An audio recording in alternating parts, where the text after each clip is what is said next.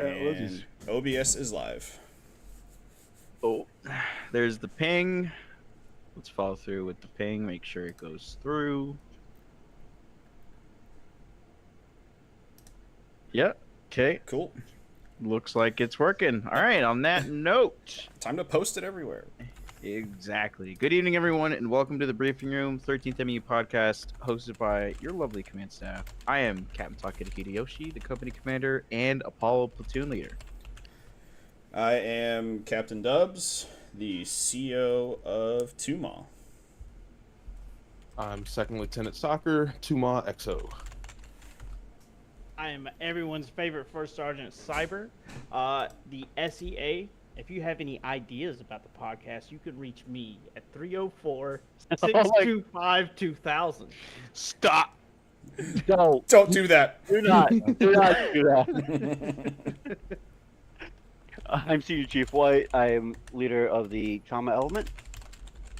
Master Sergeant Ace, admin and enlisted advisor. Cool. I'm PFC boss, and I'm part of Havoc Squad. Alrighty then. My That favorite. gets all the intros out the way. My favorite PFC fuckface. Yeah. Yes. Love PFC PFC fuckface. Jesus. I Very can't believe your good. wife said that shit, dude.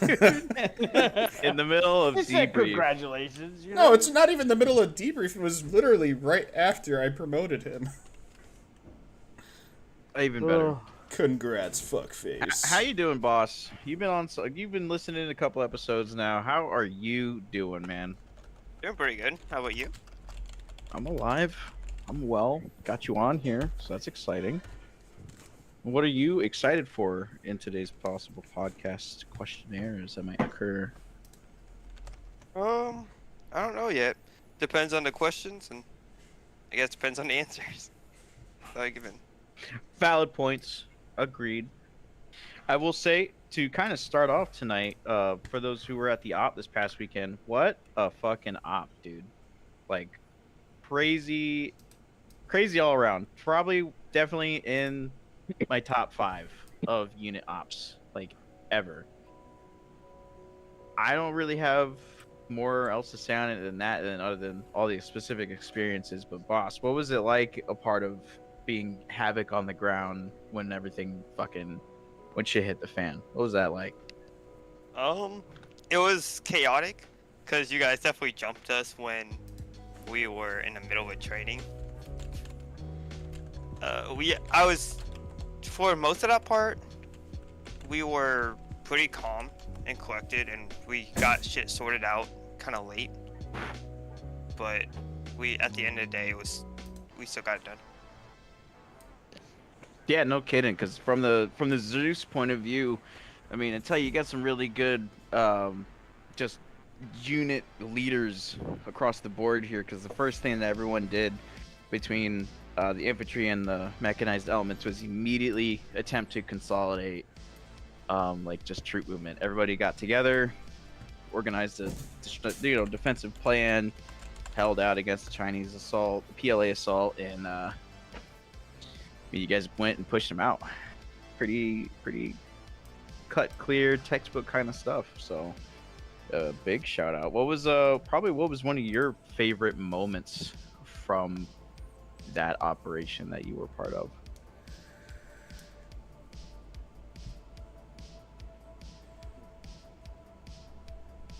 Actually, I don't think I have a favorite moment from that. No? No, it was all good. All the way up to the end of the op. It was a fun night. Fair enough. All I mean, right. I got to watch Lambert get slammed, but I mean, that's pretty fun to watch. I guess. All right. That being said, Mr. Dubs, Hello. what question do you have? Yeah. Well, hey, why don't we all talk about that op on Saturday? Oh, from yeah. our Oh, you know experience what? and stuff. That's fair. Actually, from bottom up. So boss answered his. What about the rest of you guys? How did you feel about that op from Saturday? Ace. I miss shooting. I miss shooting people who Oh, wear okay. pajamas. God. What? These guys actually have armor and can actually hit their shots. I don't know what it is. I know y'all didn't do anything with the difficulty, but they were. I felt like I was getting like, not shot at more, but hit more. Oh yeah. That I was because yeah, yeah. that accuracy was tweaked a little bit. Yeah, Peer forces. These guys are. Okay, kinda I trained. figured. They got sights. Yeah. I these guys are figured. gonna be. Yeah, Yeah. so that was something else because I was like returning fire behind a rock, like 95% of my body except for like my head because I had to aim was peeking out and I got domed and knocked out, and then a plane crashed into my position. That's a different story. Oh, though. that was fun to watch. all I heard, I just heard it. I didn't see it, so that was kind of funny. Yeah, 'cause your But ass was knocked out. it was a little interesting because I knew about it beforehand, and I was like trying to like pre-planning ahead because I kind of gave Carson the idea that we need to go to the thing there because like during the ride to our little training area, I was thinking, okay, what should we do or whatever. I wasn't telling anybody until it actually happened, but I was just thinking about what we should do. So that kind of skewed it a little bit, but it was still pretty fun though. It definitely things are really different.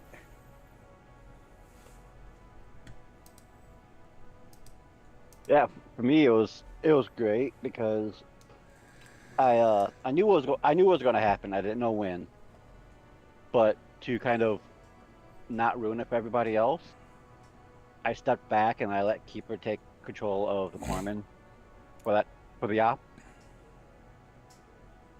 and I just took Sluggo and Ranger with me, and just made a response team for Mascazes because I knew it was going to happen eventually. Because we had a plethora of corpsmen Saturday.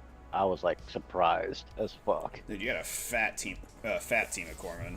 Oh yeah, and every one of them is good. Even the brand new people like Nap and Oh yeah. Bison, they're fucking phenomenal. Like the Keeper has been doing a great job with helping them out and training them. Is Bison the one that was here previously?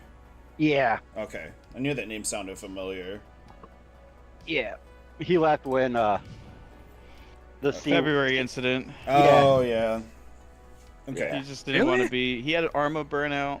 Well, it was a mix of armor burnout and Drama. Casey started blasting his DMs. So, Yeah. Yeah. I mean, can't really blame him. Yeah, fuck Casey. All my homies hate Casey. There you go. But yeah, so yeah, like it was great. It's like listening to 75 about like what was going on as soon as shit hit the fan. I'm just over here trying not to laugh because it was just funny. And Sluggo's like, you knew this was gonna happen, didn't you? I'm like, oh yeah, I knew it. He's like, get an asshole. But yeah, it was great. I loved it, and it was a wake up call.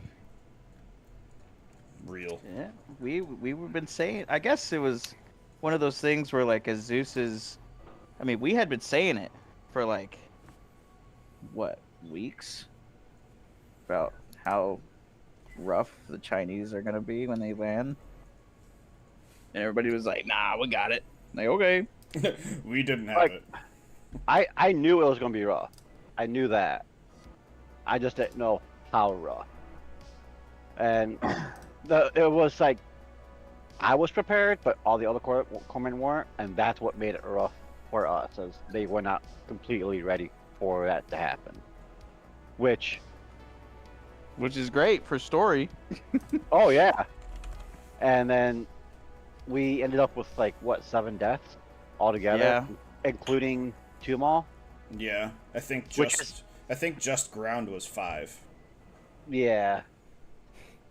Like before op, I didn't tell anybody to keep track of death count or nothing, just because I wanted them to not realize what was going on.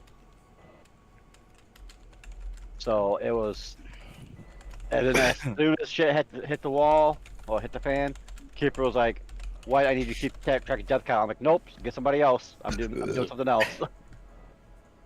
So yeah, and they're like, what a death count at? I'm like, hell if I know. I'm not keeping track. I'm like, this is all chaotic. Don't worry about it. We'll figure it out later. Yeah, Yeah, I guess it. It was great. Like the surprise and everything. Yeah, I liked that. That has to be by far my favorite mission so far. Ooh, I tell y'all, being the main Zeus of that op, saying that stuff just kind of hypes me up. It makes me feel good. I'm glad that, like I said, amazing Zeus team behind me, or well trained, put together. So if I need co-Zeuses, assistant Zeuses, and stuff like that, they're always ready. But the story, the build up, and then like the surprise attack. It's been building up for weeks, and it was so cool to see it all come together and everything work, right? It was just awesome. It's hard to pick it apart just because, like, everybody had divided up into their training areas and stuff like that, and then boom, fucking rocket strikes are hitting fucking up our airfield. The Arleigh Burks get hit with bombing runs. Done. Just gone. No air defense now. We have J-16s flying overhead doing strafing runs and stuff like that now. It was just all came together so perfectly. The panic in people's voices over radio. Oh my God, Karsten, I hope Karsten's listening right now, because you are a funny man on radio when you get all excited. You can, like, tell the amount of immersion that guy had, being the, PSG on the ground, trying to get a hold of people and call stuff in and make sure, like, The alarms. The alarms going off and everything like that. Yeah, everything came together so well. It was such a fun op to do. And it kind of depicts a scarier picture. That was a landing force, right? That was in total, if we want to look at in total what was killed. PLA did rocket strikes, had several fixed wing in the area, a very small amount of rotary, I think 2 attack platforms and 4 transport platforms. They landed on the beach with 1 tank, 1 T-95 series, 2 mortar Vics, and let's see, 1, 2, 3, 4, 5, 6 amphibious APCs, 2 that had the larger gun on it, and then about 2 platoons worth of infantry. That was it. That's all that was fought. Whereas we're used to going into ops fighting company-sized, by the end of it, by all the objectives. And then that's when we only have like 5 or 6 KD. That we only took on, if we had absolutely a full roster, we would have went head-to-head with an exact number force as we provide. And we took 5 casualties on the ground. That's kind of scary. And we were defending. Everyone that studies war and any of that kind of stuff knows that you take far less casualties defending an area than you do assaulting an area. So, this Saturday, we're on the offensive. We found which island that they launched that attack from, and we're coming back for revenge. But we're the ones that have to make that beachhead landing. We're the ones that have to push onto the airfield. Like, it's gonna be interesting. It's gonna be kind of scary. Real. I'm very much looking forward to it. I'm excited. Yeah. Speaking of Karsten, I was right next to him when everything happened. He's like, "What the fuck's going on?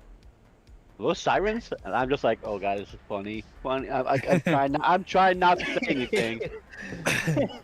And our PSG on the ground was not in the know of what that operation was gonna be, so that was quite funny. So it was funny because we first knew something was up. I knew, but I saw the Arleigh Burke like right off of our training area, and we weren't doing anything. We're just following everybody else, and I was just like, "Hey, look at that! It's a cool ship and all that."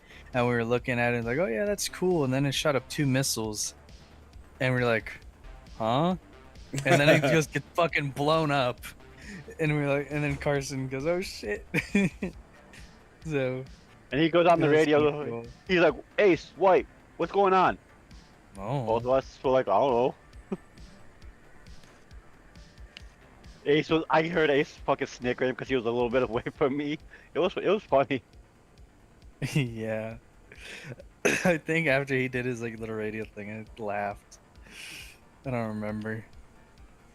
What But was it was crazy for that was like, the Zeus's, in lore the radios went down, but for the Zeus's, we just stopped talking for like 10 minutes, and it was so surreal to like hearing everyone's reactions over the net, because you could hear the confusion, like, hey, Godfather, Sideshow, like, is anybody on net?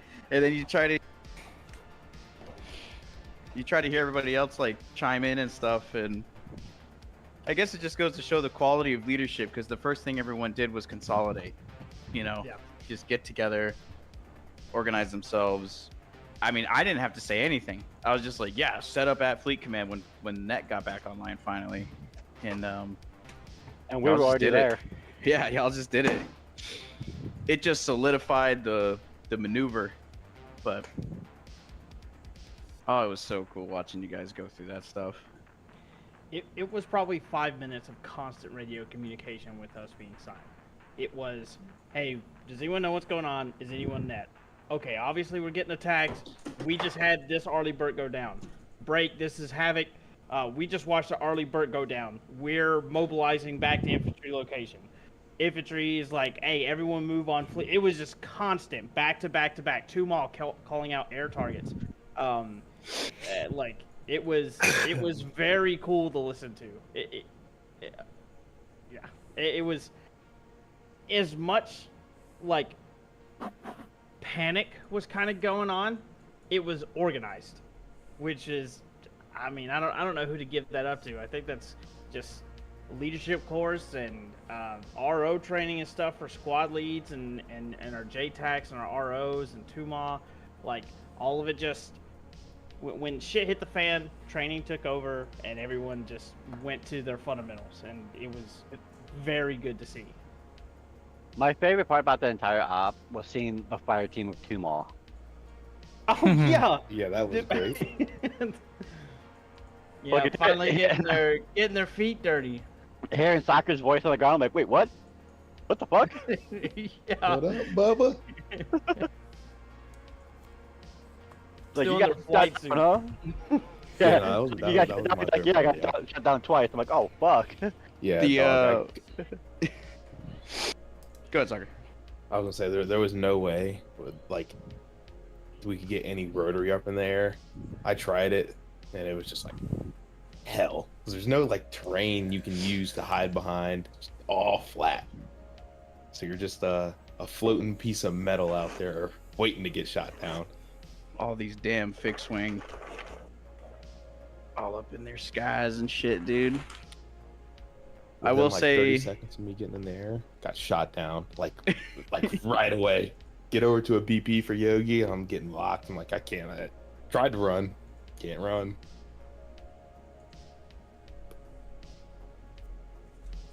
What were you saying, Yoshi? they locked the hell out of y'all, dude. Those jets, they heard rotary and they were like, "Yep, time to find out where you are." You know. Come play. Let's have a little fun. Oh man, what was it? I think I'm gonna let it get back to whoever was next after was it Cyber if you were done, but I think one of the cooler aspects is like, I don't know. We didn't tell, so we told command staff knew that was a given. Like, you're like, Zeus's were like, hey, just so you know, this is what's gonna happen. The leaders, like the NCOs and up, they were some of them were pretty privy to it. They were, for those who pay attention to the story, you kind of knew it was gonna happen. You just know when. There wasn't like a when it was gonna happen. If you paid attention to the story. For those who didn't pay attention to it or just weren't privy to all the information at once, I had no idea. And I think that was the best part, was like the confusion, but then the setting of like, well, we know what to do. We're gonna fucking fight these guys off. That was so cool to see. Yeah, pass the cyber. No, I was done. We'd moved on to soccer was next. I guess I mean, that the means highlight. soccer's Oh, turn. oh, I was, Let's- no, I was, I was saying, it's soccer's turn. yeah. I was gonna say the highlight was definitely running on the ground. Like, it was such a different experience, and like, we had like four or five 2-mile guys on the ground, and like, we're usually never on the ground, and for the way it flowed, because we formed a fire team with Yogi and Bandit, and for like the way it flowed and stuff, it was actually very surprising. Didn't think it would flow as well as it did, but we were moving pretty good. Using bounding, clearing houses. Probably weren't using all like the proper CQB stuff, but it's all right. We were doing our best. But that was definitely a different experience. That was really fun. There is another op like that in the future where 2-mile is grounded. Might have to form up another S6 2-mile fire team. Don't even get me started on the fucking. This will segue to dubs, but oh, dude, from the Zeus perspective, watching the dog fights was nuts. Yeah. So yeah, I was the for probably after the assault started, I was the only fixed wing in the air for probably, oh boy, 45 minutes, I want to say. Because I think as soon as shit really popped off, Veebs wanted to get into a fixed wing to help. But I think when he was getting spooled up, that's when the airfield got hit. And the jet got damaged, but not fully destroyed. So he had to do the repair truck. And the repair truck, when he got it up next to it and started fixing it, I think he said it was like a 440-second fix. And I was like, oh boy, okay. Holy crap. But yeah, so like they were saying, command knew that we were going to get attacked. But the big question that I think was probably sitting in the back of everybody's minds was when. Like, I didn't think it was going to happen 10 minutes into the actual training. Because I was doing a task for Yogi. We're trying to work out harpoon missiles off the F-18. So I'm flying out, like, damn near off the map, just trying to see how far away I can get from something and lock onto it with the harpoons. So I'm just cruising, you know, just doing my thing. And I see the white triangles pop up on my radar, and because somebody called out that I think there was like ospreys. I think it was like ospreys that flew over, and around that time is when I saw the white triangles. I was like, okay, it's white triangles. Yeah, it's just AI, you know, friendly AI or whatever, doing their thing. And I pay no attention to it the rest of the night, the rest of the time until we got attacked, where I saw another set of white triangles come up. And so on the radar, when something is moving, so the different shapes mean something different. So triangles are air targets, and they also have a line coming off them that tells you their direction in relation to you. So I was flying in, whatever pattern that I had established, and I saw like three or four white triangles pop up, and they were in a V. Like on the radar, they were in a V, and they were all headed in our direction. And I was like, huh. There was 4 Ospreys didn't go up. There was only like 2.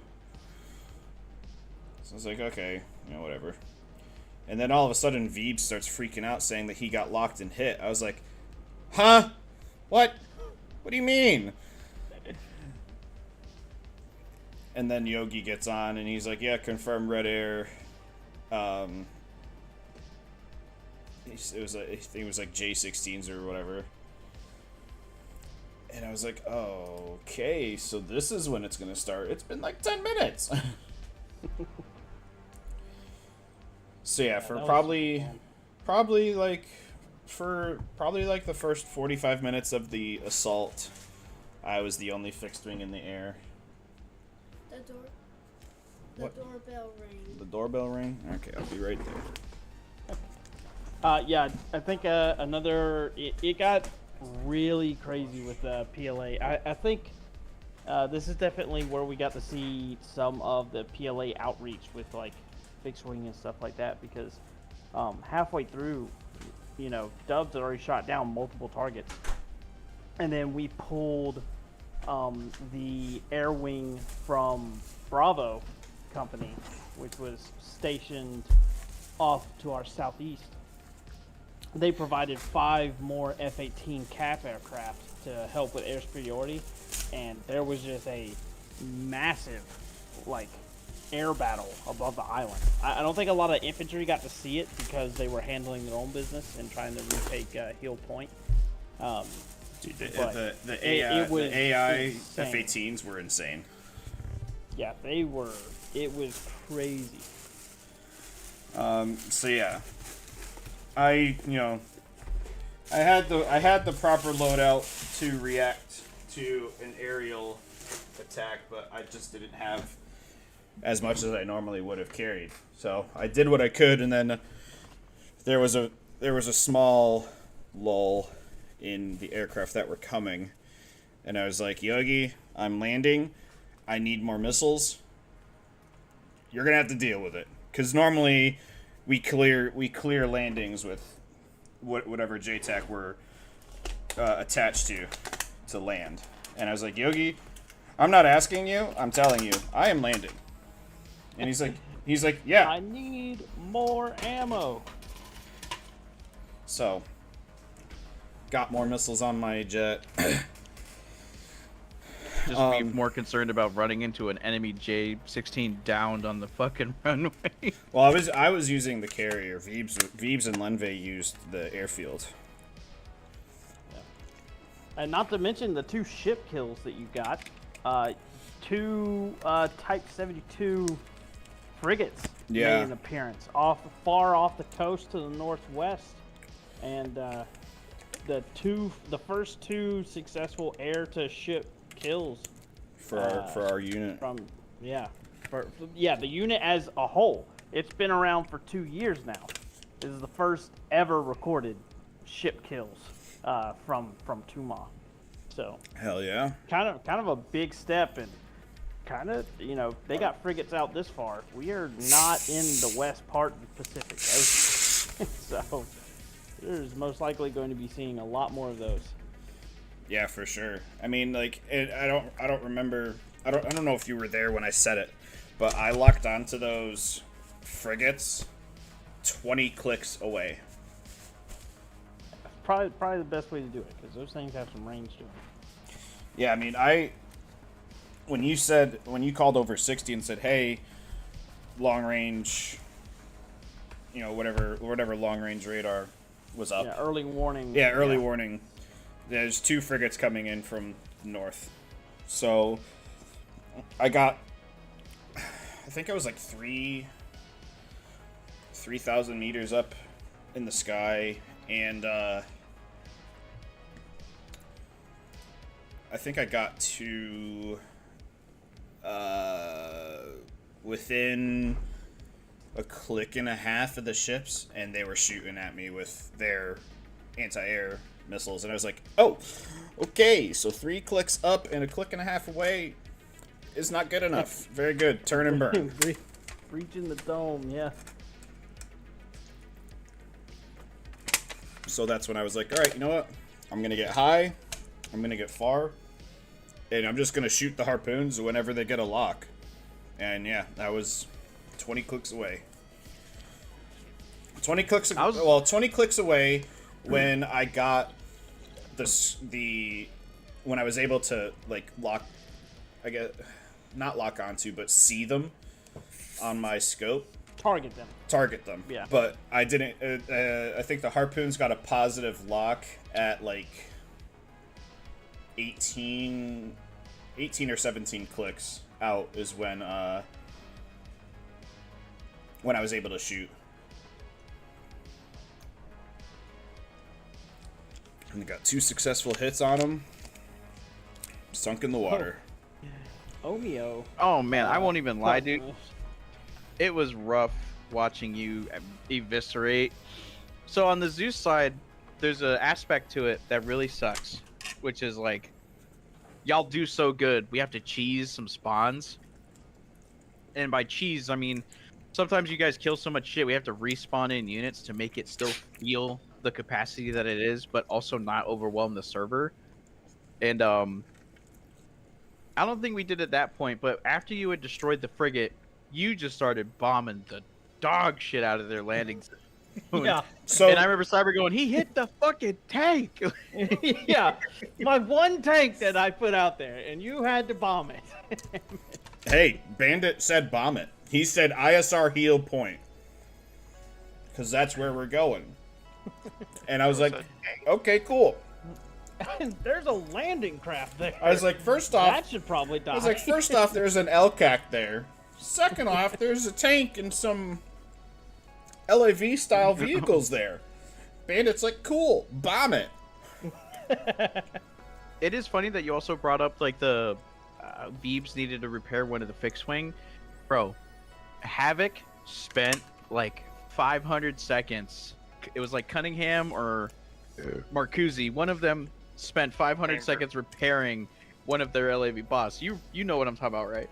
Yeah, it was Lambert, Makuzi, and Cunningham. That was third Vic that you guys absolutely demoed. Oh, dude. By the way, where those jets crash, we don't plan where those jets crash. They just crash. Yeah. So when it landed on y'all, I was like, I don't know how any of you are alive, but Man, Havoc got the Yogi treatment. I was Oh, gonna yeah, say, he's I was about to say that Ace, not Ace, but Dubs, Yogi's helicopter magnet, Havoc and Ace are fixed wing magnets. That was crazy to watch. J-16 is flying overhead. Not to mention, Dubs is on this thing at like Mach Jesus, right? He is full afterburner chasing down this J-16 and gets a hit on it. It goes up, it like climbs. It's on fire at this point. It's disabled. The pilot ejects. It goes up, cuts about probably like a 90 degrees to the left, goes a little bit 90 degrees to the left, so now it's pointing back down in the opposite direction, and just hits the beach and slides into one of our new Pandor 2s, the Havoc squad is using, and it's just cooking off shit. Infantry squad is right there. The only thing that stops this jet from skiing across the sand is their trench that they dug, and so it's just chaos. Chaos on the west beach, or east beach, sorry. Yeah. It was insane, Dude, that and the whole night, I was in burner the whole time. Like, I wish I had a great PC because like I've got a decent laptop. But that whole op I was hitting at like 15, 20 FPS, and man, the shots I would have gotten or the clips that I could have taken would have been a crazy, because I have this exact moment from The infantry were being pushed back. It was probably around before or just after when the jet hit. And this is when the infantry were really getting pushed. They were all around the tower, Tower 1, right outside Fleet Command. And I was over the road looking up in Zeus camera, and while the infantry are fighting for their fucking lives against the PLA in the woods, there was an exact moment where you were just on a J-16's ass. So not only would I have gotten like an awesome hit of you flying through the air, just zooming over their battlefield directly, in your own battle, but like also would have gotten the infantry a part of that. Oh, dude, it was so cool. It was so insane. Like, yeah, I don't know, man. I'm still. It was only barely even a week ago. Top 5, easily top 5 best ops. Like, what a surreal experience to be a part of and to help orchestrate. It was so much fucking fun. I lasted the whole night until the Chinese were like, you know what? We're gonna throw them a J-20. I got fucking, dude, I got hit out of fucking nowhere. No warning, no alert, no lock, a lock alert, RWR. That bitch appeared. And there was no warning until the missile was on me, and I'm like, uh-oh, SpaghettiOs. I got hit. So that, like, that instant, like, obviously, out of lore and stuff, it's because we had to spawn the aircraft in on actual Wake Island, and then yeah. Far away, put them in the air. But usually that still allows enough time for that plane to have to fly in, target you, get a lock on you, and then they engage with their AA missiles.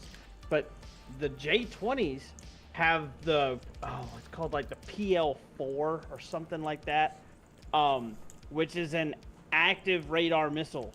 So you fire it in a direction of your target, and it will auto lock while it is flying. It's basically it's China's lock AIM-120 on after launch. Yeah, and as soon as I released that J-20 in the air far away, 2 were away already. Like, dude, no pause. But yeah, those things are gonna be scary. Speaking of flying things, it was kind of towards the middle, I guess.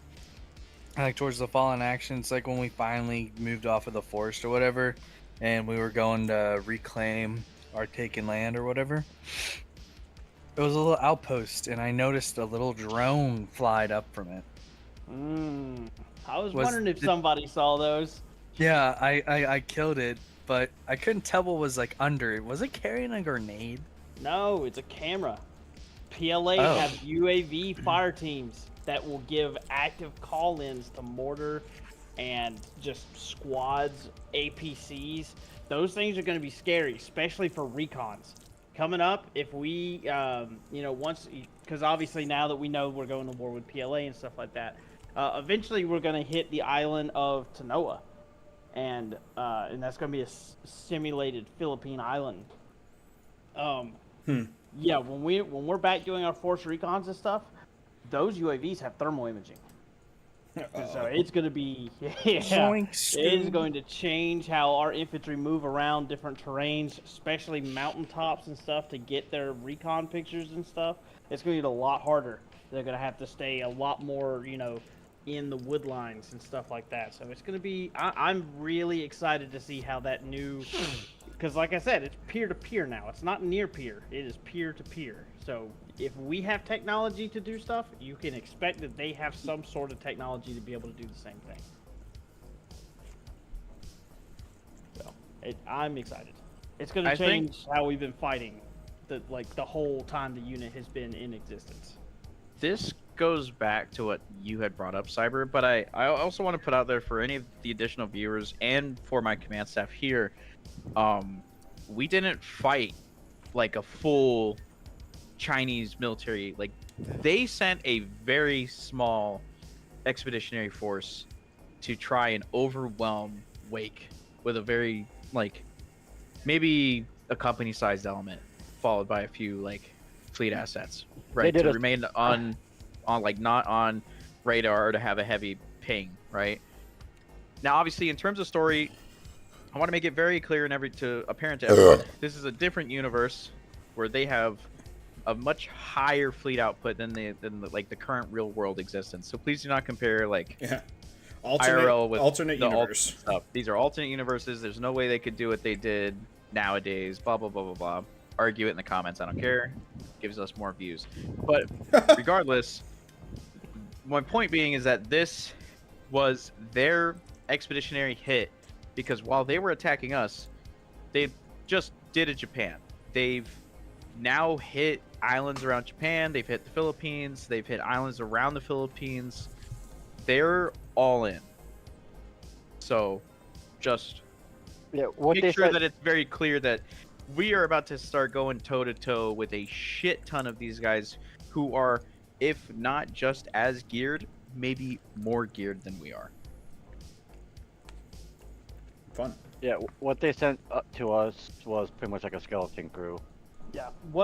Why Wake Island survived is because they had not planned for our R&R to be at Wake Island. Our R&R was supposed to be at Hawaii. So because the 13th MU had a presence there, that is why that island was held. The garrison force on Wake Island is minuscule, maybe a platoon at most. You know, and then the rest is your support assets. You have support civilians there, you have mechanics, you have, you know, all the kind of stuff to operate maintenance on the aircraft. But fighting personnel, a platoon, maybe, it's a garrison force. So, yeah, without us being there that week, it would have not have been good. We would have to be fighting to retake Wake. Wake was lucky the Mew was there. Yes. Because that garrison would have been fucked. All of their destroyers would have been fucked. I mean, shit, half of the airfield was cooked in the first minute of bombardment. Oh, yeah. All their air assets were down. They had complete air dominance. Welcome back, boss. But, what a fucking show. Cyber, look in leadership chat when you get a chance. I don't mind Carson's deviation. They're just going to the left instead of the right if that's what he wants.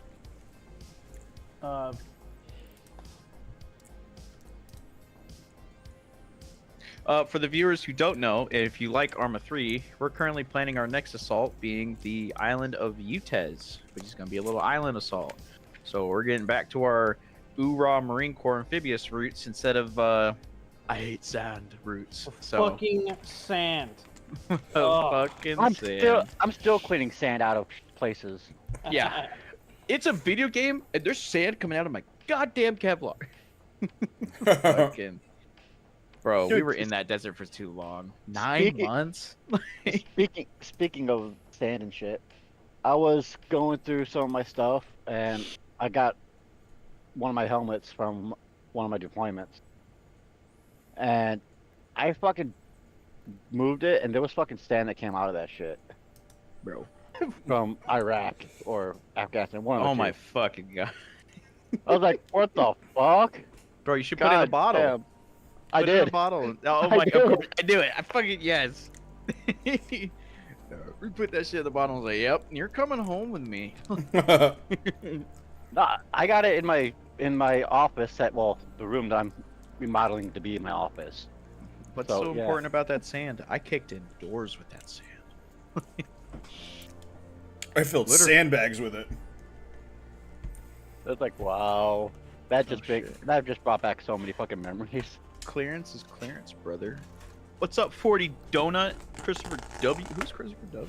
Hide. Let's hide. You're gay. Oh! And you got a Moe. You're gay too. Bro, when you coming back to the unit, pussy? But beyond that, yeah, great op. 10 out of 10. Yeah, a lot of fun. Hopefully, will not get done again. We'll do it in a year. Don't worry. Just becomes tradition. The 13th just gets fucking. Remember the wake. Yeah. Remember the wake. These past 2 weeks where we've been on Wake Island, like, I love Wake Island. Better than Dagger Island. Dagger. complex. I will. Just because, like, to me, it feels better.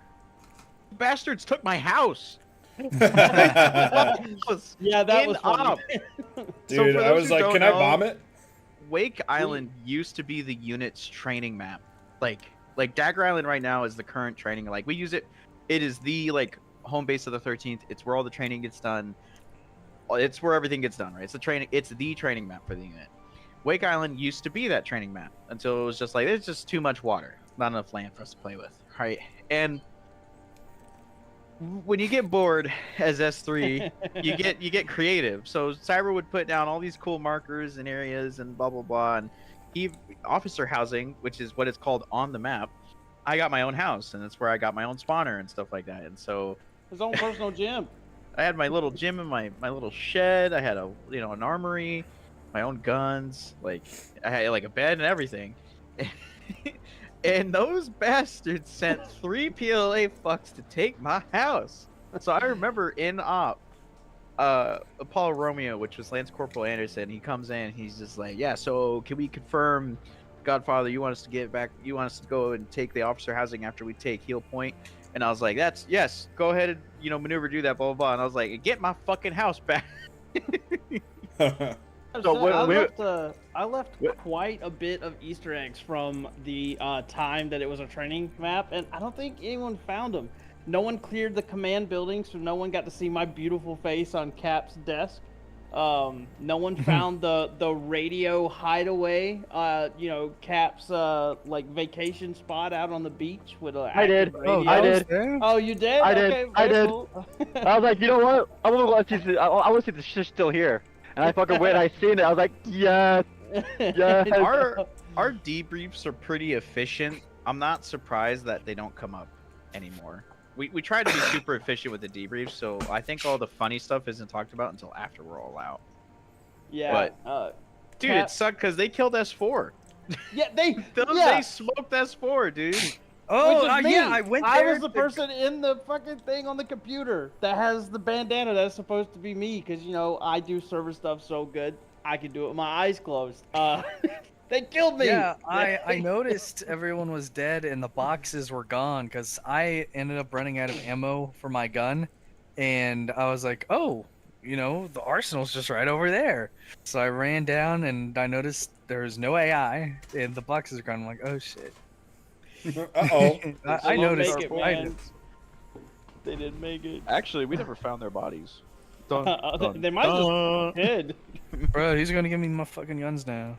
Yeah. But it's kind of funny. I like to pull pranks on people, So Yeah. there was I don't even think I told Yoshi about it. Way back when on Wake Island, he walked in his office one day, and my picture with a bunch of hearts all over it, like my actual what I look like, my real life picture is on his desk, and he just says, "Who the fuck is that?" I was like, "Oh, that's me." I think that was on Habantes you did that. It was on Habantes. It was Habantes. That was back when every staff shop had an office. Yeah. Every staff shop had an office, dude. In a place. A place and oh my god, we had uniforms. We used to have uniforms for every staff shop. Staff shop uniforms. Bro, S3 S3 was a always suit. looked clean Dripping as out. fuck. Yeah. S2's is pretty sick with the black, just blacked out kits. The black and stuff gear, yeah. I'm not gonna lie. Little MPs. I hated S9s. What was theirs? It was the press. Yeah, Yeah. it's the press one. I hated I'll them. be honest, Yeah. there wasn't a lot for us to give you for S9. There was not a lot, yeah. It wasn't much we could do with that. What a time though, because God, the unit feels like the unit Old. isn't like it. It is old. I think 2.5 years. I think Arma terms. I think pretty. I think we're Yeah, old now. 2.5 years for a unit to not have disbanded and reformed or whatever, to be consistently going at one time, 2.5 years. That's forever in Milsim terms. Yeah, I mean, some Milsims don't even last a year. bro. You want to talk about old? Let me. Hang on. Hang on. I was gonna say, don't you dare bring my Oh, age yeah, into this. No. No. We're gonna make sure we Referring get to- the person that reached out to us right. Yeah, Captain McGregor of the 15th MEU reached out a couple days ago, and maybe for those who don't know, 15th MEU has been in Arma since 2007. You talk about a old fucking unit. That is an old unit. That is the staple That's Arma 2. of Arma. Yeah. No, Those that's guys before were there that. for That was before Arma and, 2. was it Armored Assault? What was the America's Army. No. Yeah, what was it? Something. You know, it's hard to believe there's an Arma 1. Armed Assault. That It was yeah, Armed yes. Assault. Yep. Because it came out in 2006. Damn. And oh my goodness, dude. I'll never forget. I was with that unit a long time ago. I was probably like 16, 17 maybe when I joined their unit, because that was their age requirement. And he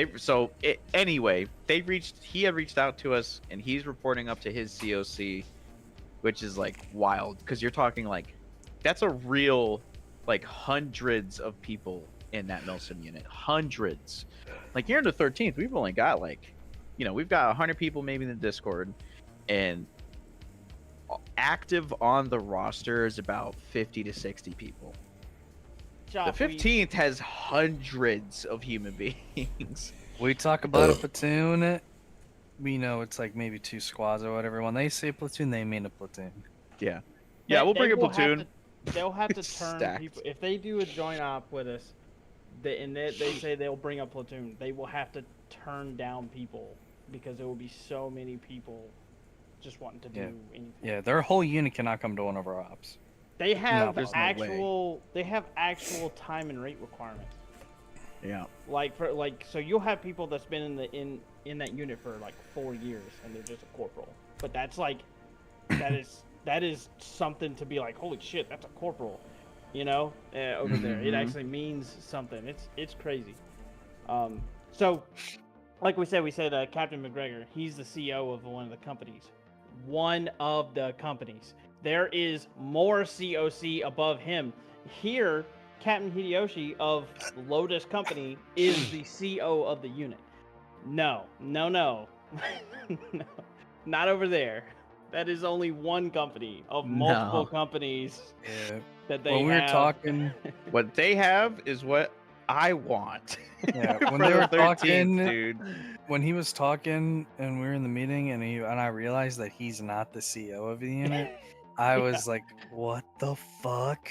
I was baffled. It was like the meeting after the meeting, like he meant like he actually has to go to like his major or lieutenant colonel. Like he has to go and talk to them.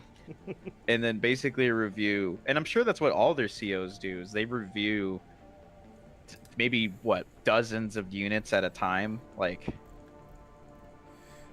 But I you gotta. I don't know how they heard of us. I was gonna Like, say, you also have to wonder, did they just come across us on like a Discord somewhere and be like, oh hey, here's somebody we haven't spoken to yet, or have they actually, in some form or fashion, heard or seen something by us? I thought he said it was our videos. Well, one of them was the videos.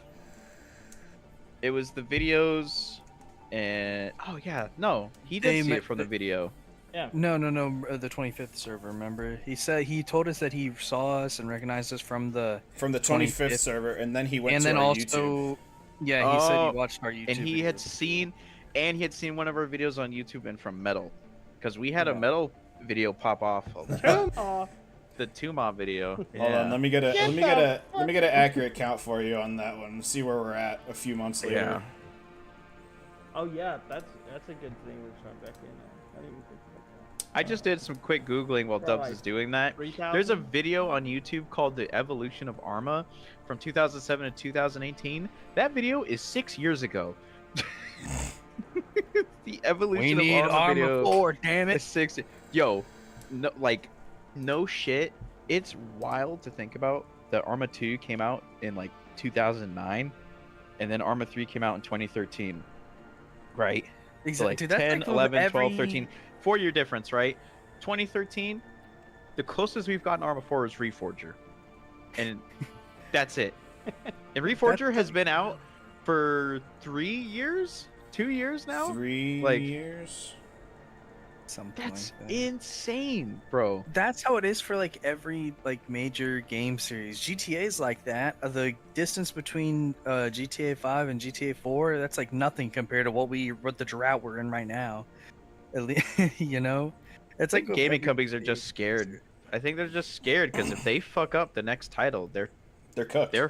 fucked. Well, I mean, Yeah. if you look at Arma, Arma has its problems. You know, we've been wanting a new game for a while, but for like GTA, GTA Online, they had a good thing going. You know, why make something new while this is working just fine? I think that's I- kind of their mentality. I have always, I will say this forever.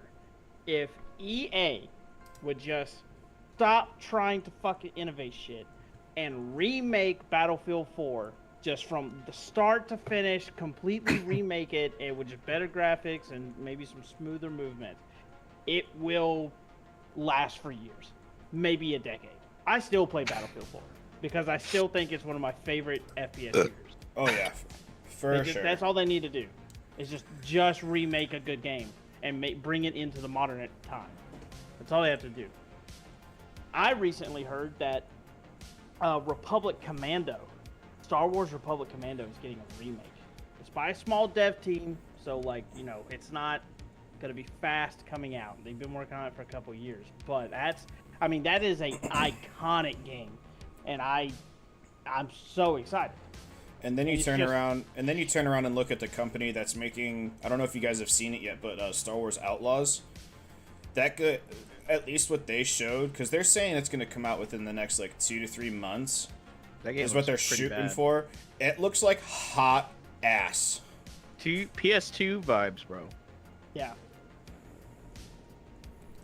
But yeah, Also, makes me yeah, sad. Hyde's. I see some of what Hyde's been Yeah, saying. Hyde, 2.5 yeah. years, and it's still in its fruition stage. 100%, dude. Honestly, the biggest. This has been a talking point for a few podcasts now, but like, it's not even like a stopping point. It'll just have its own effect on the unit is once I go into the Marine Corps, because like, Psycho had brought it up the other day about like how everything will work, and I gave him the whole hodgepodge of like, command staff will run it, I'll be there absolutely whenever I humanly can, but like my first like 2 years in the Marine Corps is just moving in schools like that is my entire first set of 2 years. I will be constantly moving and constantly be going to separate schools. Especially like I think I spent like 6 months at ITB after Quantico. Like, yeah, I will be everywhere. So real. that is for me. That will be the test of the unit. Will be those. It'll be that year. That like first year of being in the Marine Corps and running like a Milsim thing. That'll be fucking something new. Bring it on. Has it occurred to you that we already have ops planned out to when you're leaving? That's crazy. You realize how close we are.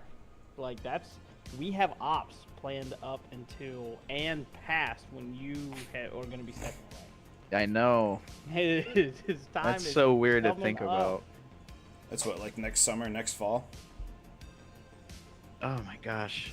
It's gonna be like in the middle of it's gonna Tanoa, be isn't it? it's gonna be probably mid Tanoa. So Oh these my next, god! If you don't get to play Tanoa, it'll be mid to late Tanoa, I think. Well, because hang on, let me go look because I don't want to say any names out loud without like Yeah. ruining it for everybody here. But when it comes, oh my god, where am I looking? Secret Stories. Yeah. S5, yeah. Yeah. Secret Stories. So you've got this one coming up, the next one, and then the one after that. That's 5. 1, 2, 3, 4, 5. So that's 7 weeks. No. That number 4 on that map, I have set up for 5 weeks. Okay, so hang on. So this weekend. I'm not gonna count this weekend. So then, 1, 2, 3, 4, 5, 6, 7. So that's 7. That one. That one. I think it's In 9 weeks, we will be on Tanoa. yeah. That'll be like when we're at Tanoa. 9 Oh, you weeks might from get to see now. Oh, yeah. I you'll be might good. be able to see all of Tanoa. Also, it's not even a guarantee that I would like leave January. You know what I mean? Yeah, also true. Because they're like the adamant could take anywhere from it'll take 3 months to a year, depending on the applicant, which is like, what the fuck? So, I just need to go through, finish it out, because I'm finishing in the fall. It's really weird and fruity because I don't officially get the diploma until May. So, I don't know. That's all like exterior details I haven't really worked out, but we shall see. Bring back the tried and true Battlefield server browser. Oh goodness. Yep. Where you Who's can just Nick? buy. You can just buy. I don't know. I just say hey. Where you could buy servers in the game and like rent them for a month or 3 months or whatever. Oh So- yeah. God, there were so many settings. I It remember was doing surreal that. how many settings there were. I remember doing that in Battlefield 5, renting out a server for a month. Yeah, I remember Battlefield 4 Milsims. Ew. Ew. Yeah. Ew, but I remember. Yeah. We all remember. It was such a good time. The dog. Yeah, it was so fun. What? Dude, I don't know. Okay. For another hour, we can't get into that yet. All right. So, with that being said, boss. There, boy. Hold on. All right. I hear 'em. What? Boss, you have been a member of the unit for, oh my God, how long Over- now? over a A year. year. February A 2023. long time. Like over a year, right? So, given the amount of time you've been with the unit, what has been? I got 2 questions for you, right? So the first one, what has been like what is the best moment you've ever experienced in the unit?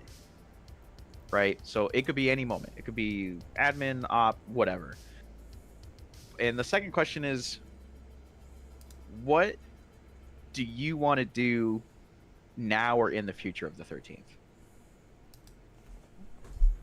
The best moment, I think, is actually first becoming like a full-fledged corpsman. I enjoyed it, and it was probably the best time I've had yet in the unit. Then why have you not come back? Yeah, fuck you, Dubs. Shut up! You have enough. You Whoa, have whoa, enough. whoa. What did Dubs do? What did I do? I don't know.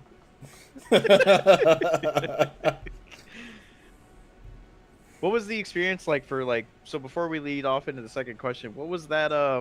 I guess what made that so fun, like surreal to you? What was the joy behind being a corpsman? Running around and definitely being able to help everyone was always something I enjoyed doing. I was never like someone that want to probably go infantry and just go around shooting guns. I just wanted to help people. That's pretty fair. cool. I like that. Yeah. Yeah. That's a Pretty good. noble, fair answer, dude. Yeah, fuck yeah. I mean, So why'd you fucking leave? boss is, we all know why he I think left. we all know why. I know. See, but boss is another one of those people that has pretty much had he's dipped his feet in all areas of the unit except I think infantry. Oh no, you were infantry for a while there before. Uma. Well, no, he was. he He was Tuma. into Ma. He is, yeah. Oh. I was. He Oh. was in infantry. He was like that reserve infantry group that would turn into Havoc when there was numbers there. So he was infantry for a little while. The only So, thing yeah, he he's- hasn't. Boss, The only your, thing- your name actually came up last podcast when we was talking about people that are anywhere close to like the Chaplin pipeline, and we kind of all realized that, boss, you're kind of close to just accidentally completing. Yeah, just accidentally doing it. The Chaplin pipeline, besides getting all the like instructor qualifications, right? Yeah. The only thing he hasn't done is RO. And Zeus. Well, that's Yeah, but who wants to do that? yeah. That's Yeah, S6 is stinky. Yeah, boo Yeah. S6. Boo. Someone at Anderson right now. Tell him he's 40-page JTAC document. Ugh, I'm not reading that. Hit B and cap lock all off. Caps lock all off. Yeah. Dude, I'll purposely click caps lock because I have a little light that tells me it's on, and I'll click my radio just to turn it off. It annoys me. I don't know why. I changed that keybind. Oh boy. But yeah, boss is gonna accidentally turn into the chaplain. Cuck Tyler. That'd be fucking funny. Alright, man, boss. that would suck. Yep, That boss, would you have suck to. so bad. Boss, you have to beat out Tyler. That's your goal. Beat out Tyler to chaplain. Just But for the Tyler's sake such of a it. good person anyway. He wouldn't even be mad. He'd be like, "Oh, well, that's okay, I guess." That's true. I would feel bad, but Thing between me and Tyler. I don't think both of us would give a crap. The there's one a JDAM on your head next time. the I one feel like thing- if two people achieve chaplain at the same exact time, the other one is just like automatically becomes a chief warrant officer. Well, no, it's so like, you know, chaplain started off in the military as a religious thing. So like the first chaplain, you know, will be like our, you know, our Missionary. religion Wait. for good, and Wait. then the second one. Wait, I just realized we have two platoons. They're just being Apollo and Chris Chaplain. Just be a different one. Yeah. You hear that, boss? You can.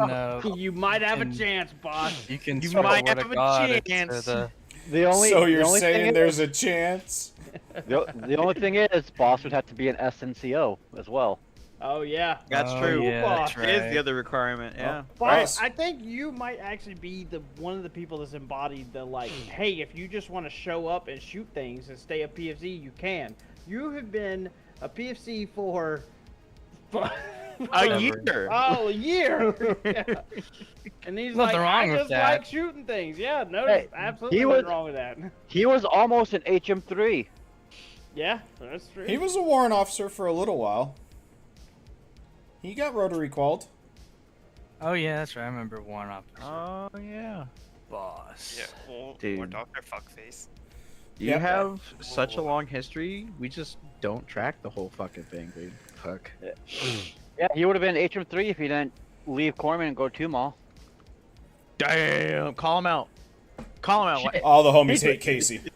All the he- homies he- hate Hey, Casey. Casey. Boss would probably be HM1 right now. For political Shit. reasons, this is a joke, and we genuinely don't care. Real. No, not a joke. Fuck Casey. It's not a crime. Get out of my It's office. not a crime to say you hate somebody. It's just weird to bring it up so far along. Hate's a strong word, and I just don't care about it. And I mean it. You don't- Oh shit! If you guys Oh, haven't noticed, we jeez. can bring Oh it shit! every podcast. Somebody said, "What the fuck?" All right, that's a JDAM on your head. That's Next stop. that's Bandit. That's Oh, Bandit. And it. I'm pretty Oh, sure. shit. I'm pretty sure 40 Donut is Bandit. 40 done. Oh no, Bandit, you're gay, Bandit. If What? that's Yeah. Nope, no. Oh, Lame. hey, oh. Oh, Bandit, call it in. not a joke. Listen here, Hyde. I know Casey was your favorite person ever. Uh-oh. Don't do that. He's. We're gonna have to block his comments. Hyde has some very strong Word. opinions. Hyde, better save it not for say- Gamer You better not say the N-word. Hyde, save it for Not Discord. N-word in this chat. because Discord only. Do not. Gamer do that. word. We're gonna No get kidding. demonetized. He's a Please, no. no. kidding. Stop. We're not monetized anyway. Yeah, Hold who on. gives a Why fuck? do they care about our comments? Because we can still That's get not kicked. us. We can still get kicked off of YouTube because we're Yeah. enabling it. Yeah. Yeah. We're That's enablers. dumb. Dude, Yeah, so, also, like- can we talk about how the fucking like YouTube has done really well like the past 2 Dude, months? how about that fucking 25-minute video we had last week? Oh yeah. Oh, yeah. Wait, hang on. We'll go into that after Boss answers my second question. Oh, dun dun dun. That's Yeah, unheard of. because the first one was like, you know, his Favorite favorite moment. moment, right? But the second one was, what do you want to do now or in the future? What is your goal? What are your aspirations? What is your small or big goal in the unit, Boss? Continue adapting and helping out newer members in the unit to get adjusted to being here in the 13th. You know what? That's some. That Oh, sounds like yeah. the most NCO answer I've ever heard. You're going in the pipeline. Dude, I feel like at this Going in the point, pipeline. dude, at this point, that's just a meritorious at this point. Yeah. That would be Boss, the first you should ever really go meritorious back out for the pipeline, dude. I mean, I'll try You eventually. just gotta study, bro. You just Yo, gotta check the study. man Checking command chat. FBI. What? Huh? Oh, that's me. chat. I can't spell, but you know. Oh my god, we are not doing that here. No, Fuck no. that is not the place. We'll save Would it be funny, for though. Would be another funny. day. There's a time and a place for everything, and it's not here. Yep. It would be no. funny though. 100% Would be agree. funny. It would be funny. Hate is wait. Oh, Hyde said hate Oh, God. is a strong word, but that is one person. But that one person is an exception. Yeah, I never that's- thought I could hate a person with every fiber in my being until I learned what he has done. I have never forgiven him, and Oh, he Oh, exceeded the. Oh, this is. He exceeded the Message limit. number one. oh shit. This is message number one. Brown knows. Jason. Hey man, I got some good knee pads too. Who's Jason Brunt? Is that a liberal? Oh my god, it's Jason Bourne. It's Jason Brown. Jason Brun. Ugh. Boss is gonna ride out that PFC. Jason Brunt's little. But with that being said, I was about to write out that HR. oh no, HR, get him! We're Aw. like 70 minutes in this podcast. We should Oh, maybe it's get to a Jabru. survey question. Guys, There are Jason none. is Jalbrew. Jabru. Jalbrew. Bro, It's Get back to work on my LMG, oh, Jabru. bro, where's the LMG at, boy? What LMG? Dude, hang on, everyone. If you don't know, Jalbrew is the grand old man of the unit. He is Absolutely. officially Real. the grand old man. He holds the title. There is an actual title in the unit, and he holds it. He also is doing a really cool little thing for me right now, apparently. He just sent it up my chain. Apparently, he's messed around with some mod files and PBO files and adding his favorite, his baby, his CAC LMG, as well as the XM250 to be able to utilize RHS ammo, which gives it access to the M262 ammo. Oh, shit. Okay, goddamn. He's even looking at maybe even reducing the recoil of the 250 from a 3.5 MOA down to a 1.5 MOA. So if he can figure it out, you know, Look back. big ups. Big ups. Cybers, it's going to take him a little while because he's got to keep taking naps, okay? Because he is the old He man. needs those naps, those power Does it naps. take Yeah, one yeah. to know one, Wyatt? Hey, I take one a day. Jabru takes Okay. 4. That's because okay? you work like 18 hours a day. Yeah, you're a different kind of old man. You're just Yeah. like that old school white picket fence American dream old man. Workaholic. That's Yeah. definitely not Wyatt. Power. What? But what I will say, moving on, now that we've gone through a little bit of other stuff, let's talk about that fucking video Shadow made us. Oh yeah. Let's hear some people talk about that. Oh my fucking god. It's so good. Poor Alpaca, man. We did Alpaca dirty in that video. Not even gonna lie, though. Okay. He did get in the helicopter. If anyone, you know, everyone knows in life, they're always taught if you see a weird man with a white van with free candy on the side, not to get in the vehicle, right? Well, Alpaca didn't learn this as a child, and so when a enemy helicopter lands and is like, "Hey, what are you doing? Get on!" He just stares at him and says, Okay. "Okay." And then was arrested and tortured and walked through the streets of Zargabad. Didn't ask for identification or anything. Granted, he got saved, but fuck, dude. Oh man. See what you didn't see. What you didn't see happen in too much, chat, is we hazed him brutally. You just got in a random helicopter. You what? I died. There was Jesus one. There was Christ. one thing. There was one thing in that video I was waiting to see. And I did not see it, and I was like, "Oh man, the battle tractor." Ah. That would have been funny to see. But I had some cool dance moves though. It, dude. Oh, yeah. The guy at the end who did the split. What the hell? Dude, I don't know who that was, but like, Damn. Promoted. I will say for those who don't know, those are all that video. It didn't get everything. That is what happened in the op. Like, in order of what happened, that is what happened. Like, the base Carson getting was not this attacked, hero. people moving out.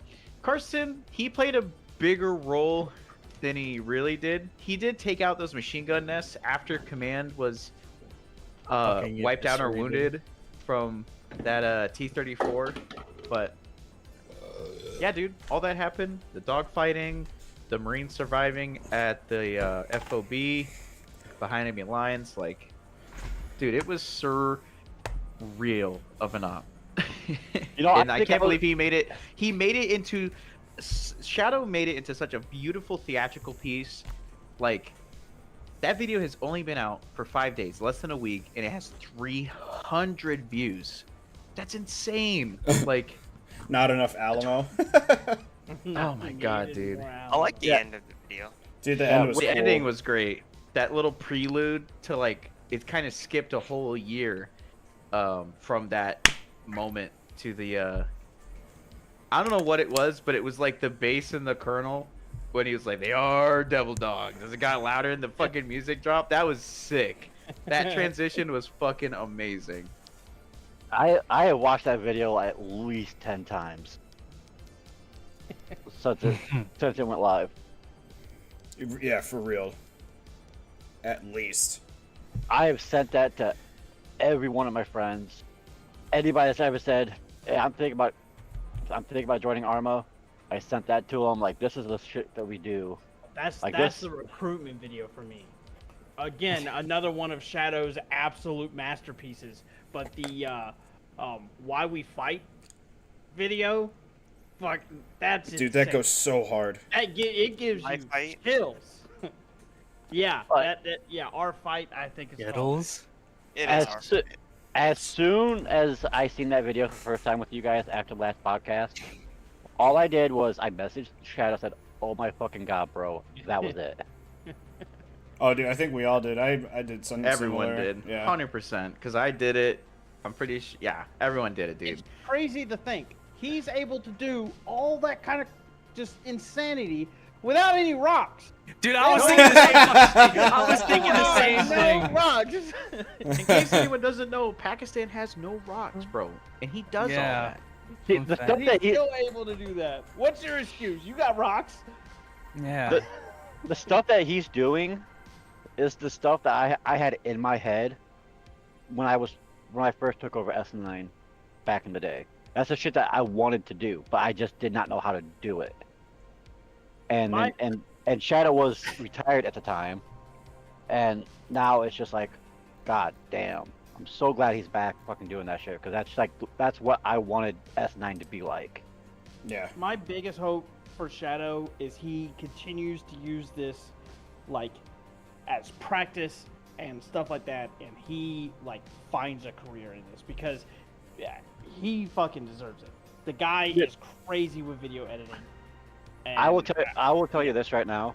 I'm going to get with him, because with the new WoW expansion coming up, I'm going to do YouTube videos for the WoW expansion. I'm going to fucking see if he's interested in editing that shit for me because he just does a phenomenal job. Yeah, he's insane. Worth every penny. Every penny. Because, like, oh my goodness, dude. It's like, I don't think people truly understand, like, the setup, the scenes, the music, all of it is just so perfectly in sync. Like, the dude just does it, you know? And I cannot be more thankful for that than just, like, what he puts out for the unit. Because that shit is incredible. Every time he makes a video, our expectations go up because it's such an awesome like masterpiece. And then we're like, oh yeah, so he'll probably meet our expectations again, and then just blows us out of the water again. And so then our expectations go up, and then it still blows us out of the water every single time he brings out something new. It is awesome.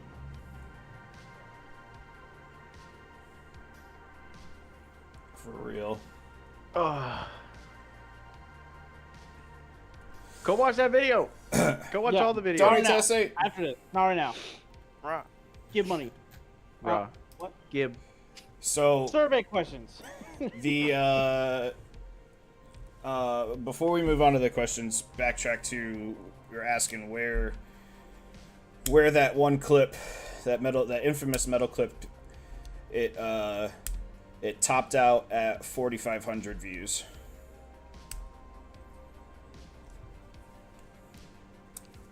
That is not bad. 4,400 views. And then the other one that took off was the 2 J-hook landings. That one topped out at over 3,000. So I've had two metal clips make it into the top 10 Arma clips on Metal's homepage. So just to as a reference, our top YouTube short is Cyber saying "Get in the damn bird." Get in the fucking bird. Get in the fucking bird! That is at 1,242 views. Damn. Should take the And- should I should and take that was the posted- I should take my metal clips and upload them to the 13th shorts. Yeah. And I don't- it's like that "Get in the fucking bird" was posted April 9th of last year. Golly. Oh my god. dude, Gunnery man. Sergeant Saber.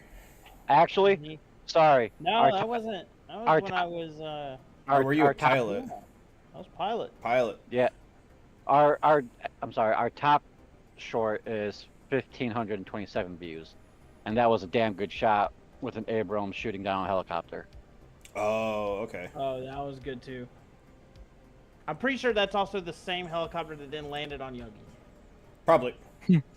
Oh, Jobbers, gotta go to bed. It's nap time. Oh, good night, old boy. Oh, goodbye.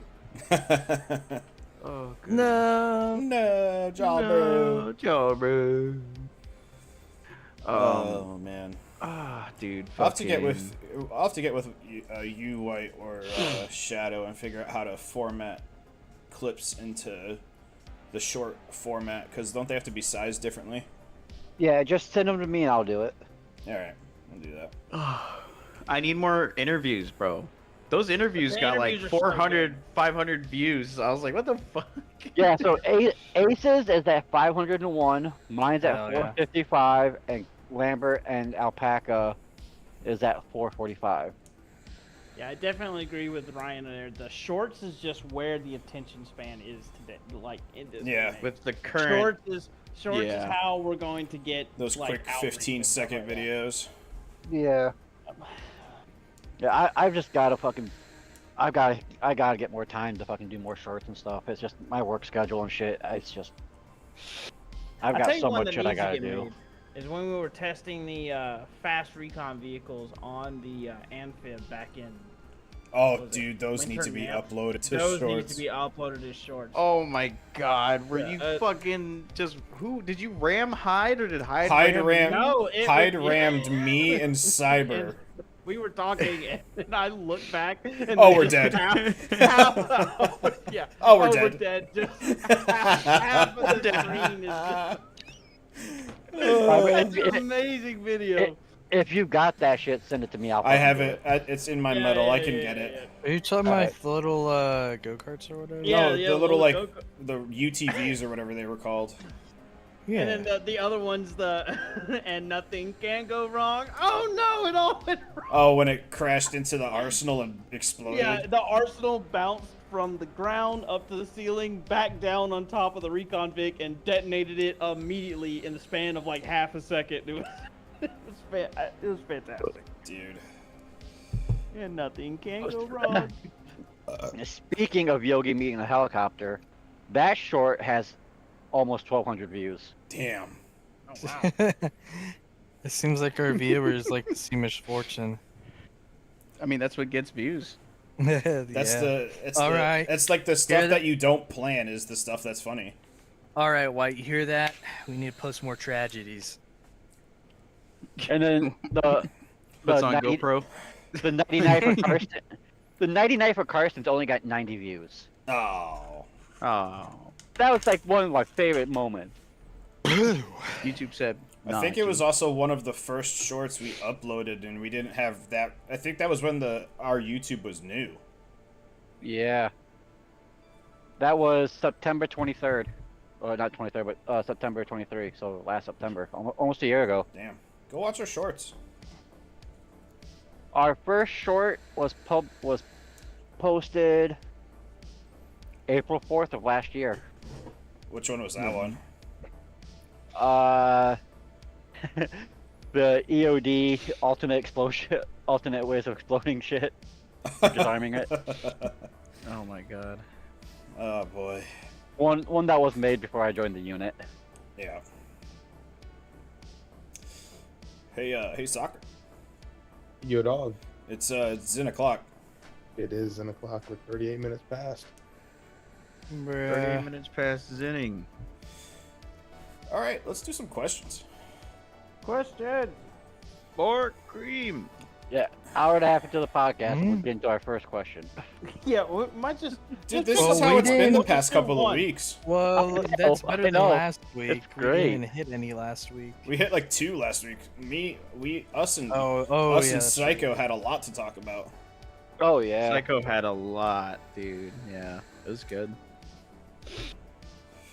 Okay. Yeah. Arc Smelly. What? Ryan. Ryan. Okay. What criteria do you use to promote members to higher ranks or leadership positions? I mean, that really only applies to like sergeant, staff sergeant, and like Yeah, true. above. What was the question? What criteria do you use to promote members to higher ranks or leadership positions? So, I mean, it's just the pipeline. Like, Yeah. at least for the first. So, like, you join as a private, and then 2 weeks probation, and then you do SOI. When you finish SOI, you're PFC. If you're wanting more rank immediately, you do the leadership course. Leadership course, you do a bunch of different trainings. You get Lance Corporal. If you want to continue the leadership course into the NCO portion, you do the 2 boards and the test, and you make corporal. Like, in all honesty, if you really push and you got other people supporting you, you can go from private to corporal in about 2 months. Like, it's not that hard to do. Or you could be like me and Once go from E1 to E4 in a month.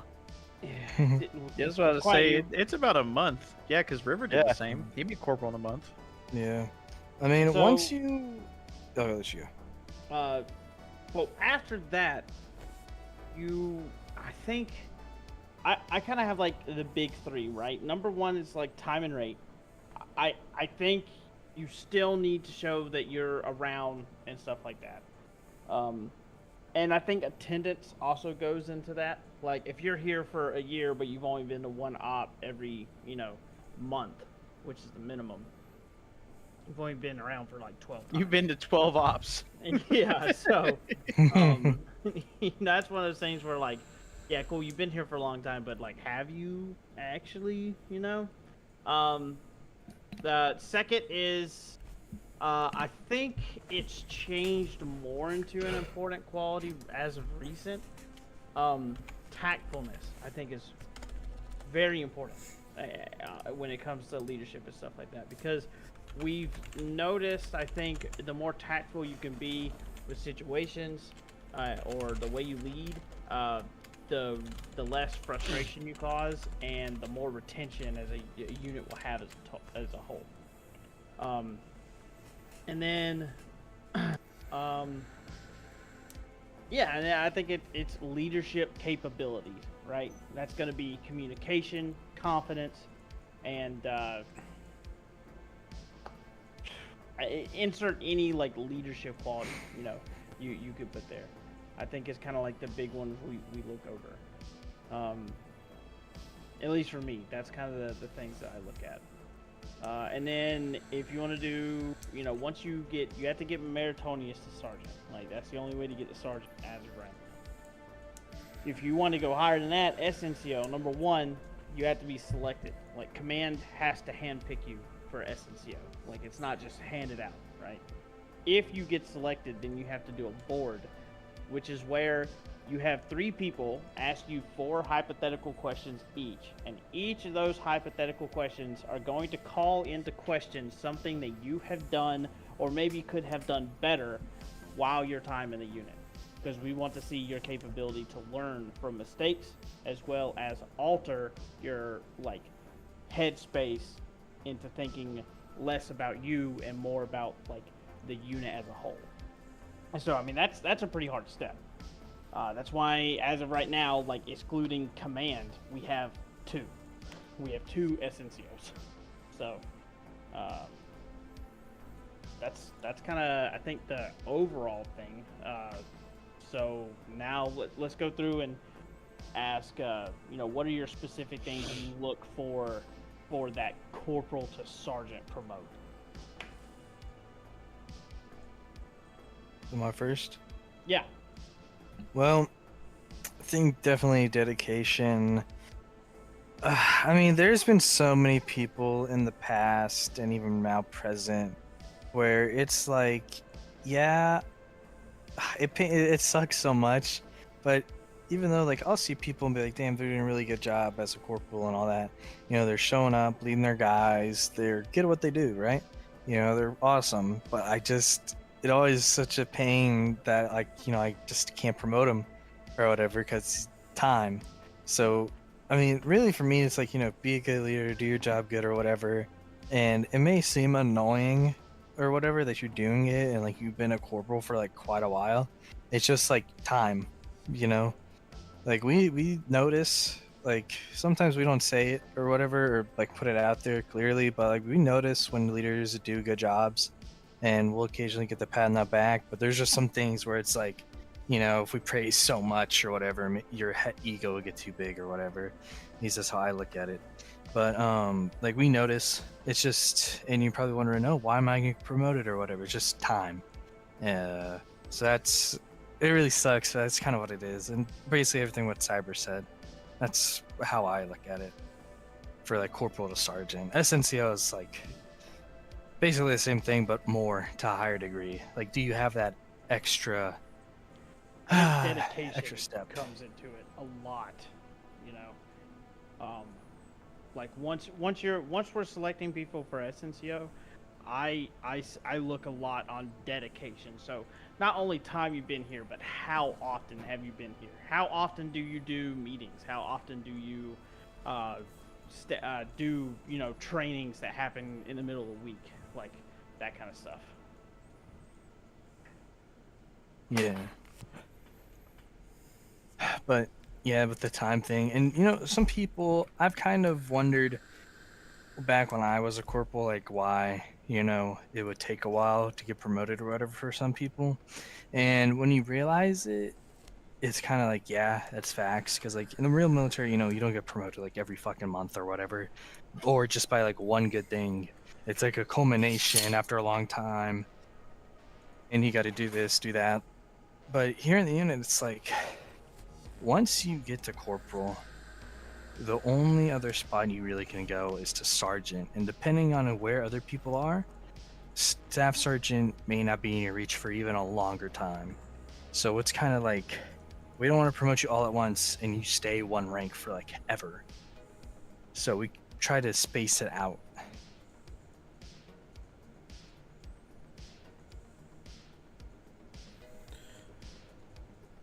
On the That's you, White. I was gonna say, does go ahead. On the Tuma side of things,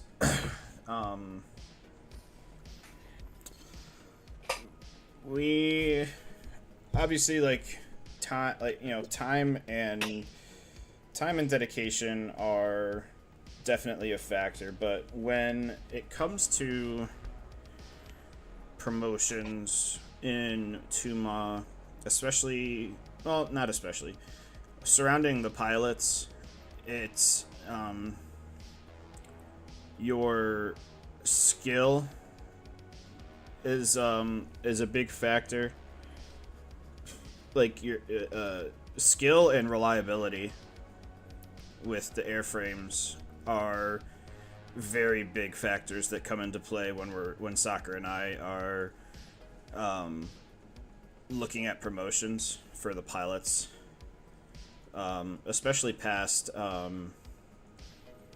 Chief Warrant Officer 2. Anything past Chief Warrant Officer 2, we really look at the individual as a whole when making that decision. And then, like, the gas guys, they follow the same steps that infantry does.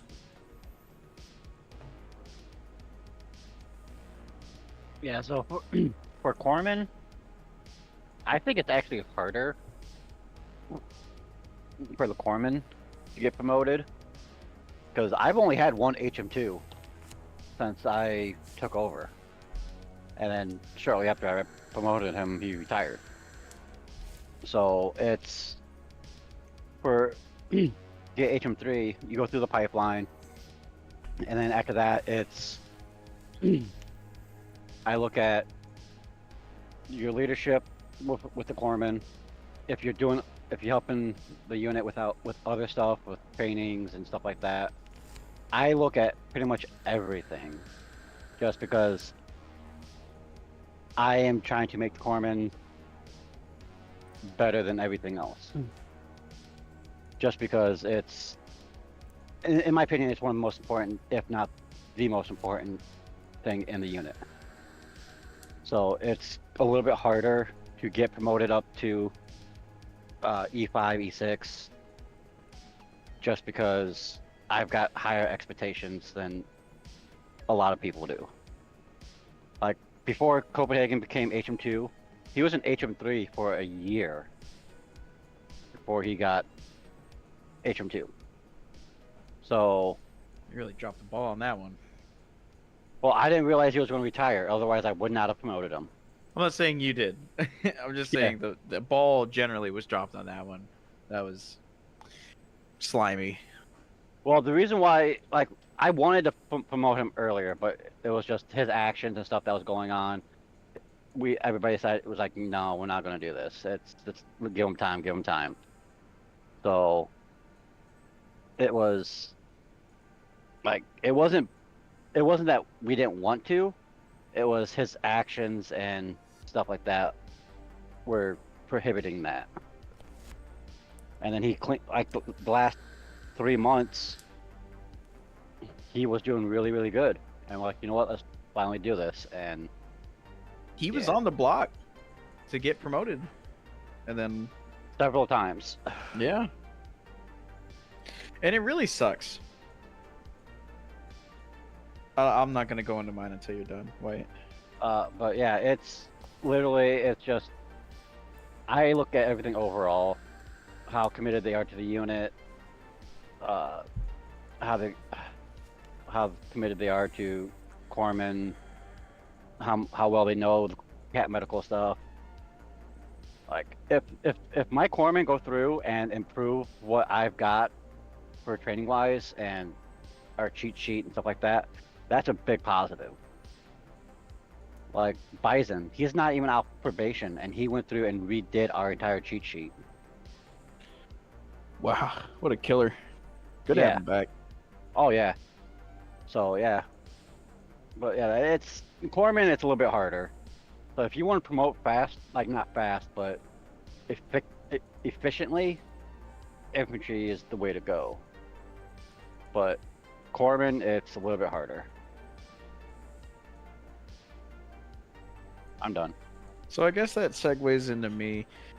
But before I forget about it, and before I answer the main part of the question, the one thing I want to like point out is it really sucks to like be a member of command, and to have someone lined up for a promotion, like, because there's a point where like you've looked at someone long enough and you know them, and you've seen what they do, and you're like, you know what, this dude's all right. So you set up a day in command chat, and we don't talk about it because we want it to be a surprise. Like, we don't, that's the whole point, is because it makes you feel good. It was like, it's like happy birthday, but in Milsim form or whatever the fuck. And it really sucks to set up something, but then the person fucks up bad enough that you have to push it out or completely remove it, or that person ends up leaving. And then funny enough, it's also because they didn't get promotion, right? And I think that's something that like most people can't empathize with, as if you're not a member of command or just a senior member in the unit. Just like, it sucks because you're like, you spent all this time prepping, this person's gonna like take this, they're gonna handle it, that's gonna be their baby, you don't need to worry about it because you know that it's in good, capable hands, and then they're gone. That really sucks. Yeah, like I've had two people that I've had paperwork on, promotion ready, and then they both transferred to Two Mall right before, like the week before we were getting ready to do the promotion ceremony. Boss was one of Look them. at you, boss. Damn. And I didn't Alex, even know that. Shit. and Alex was the other one. Yeah, because that was before the Corpsman went through the pipeline. Mm-hmm. And like, But Alex did it too. yeah, it was before Corpsman did the pipeline, and then it was actually because of Boss I decided to have the Corpsman go through the pipeline. Yeah, I remember before it was like, you know how to patch someone up good? Cool. HM3. Are you a gangster, bro? Oh no, because we still did a board, but it wasn't Oh, like, yeah, that's right. but it wasn't like an NCOC board. Yeah, it was just like, yeah, they just did, when it was like time for them to become an HM3 or whatever, they would do just an NCO board, and that was Yep. literally it. Yep. They would do all their corpsman stuff. If they were competent enough to like be a leader in corpsman, all they had to do was just a board, and that was it. Yep. I remember. Like- Yeah. Like we didn't have to study all the stuff that they do now. Like all I had to do was like my hypotheticals, and then all my board questions were medical questions. See what you did, boss? You ruined it for everyone. Jeez. Okay. I don't know about all that. Oh, you're But No, So- if anything, Boss transferring out made the Corpsman better because I required them to go through more knowledge. that reason alone was why you did what you did. So the negative effects had some positive, yeah. So I guess back to the point of answering it, I'm also in a really weird spot as the CEO, because the general idea is I can really promote whoever the fuck I want because I'm the CEO, right? But I don't do that because that's not how you create an efficient, trusting organization, right? Because if I can do what I want, but I choose not to do what I want because people need to rightfully so earn their place in wherever they go, and my job is to enforce what I preach and what I say. When it comes to when I choose people, whether that's through meritorious actions from like a PFC to Lance Corporal. I, even being the CO, will always go in command chat, and I will always ask for. Well, not always. Most of the time, I will, send a DM to one or two other people, or I'll just message command chat as a whole, because I don't want to ruin the surprise. Depending on who in command may be getting the promotion, or maybe too involved with the other person. I digress. XYZ. Extra steps. But I generally post, hey, should this person be promoted to this? Here are my reasons why. And depending on command staff's feedback, we'll basically base my is this person good enough for a meritorious up from there. And I'm in a weird predicament because knowing all of that, I personally try not to do a lot of those, because I'm in a situation where, as the CO, I want the guys under me to be the ones who push their own promotion requests, because there's more meaning and there's more validity from it. Of like, I know it's like cool and it's awesome to get your promotion from the CO, but like, it's not my job to promote people.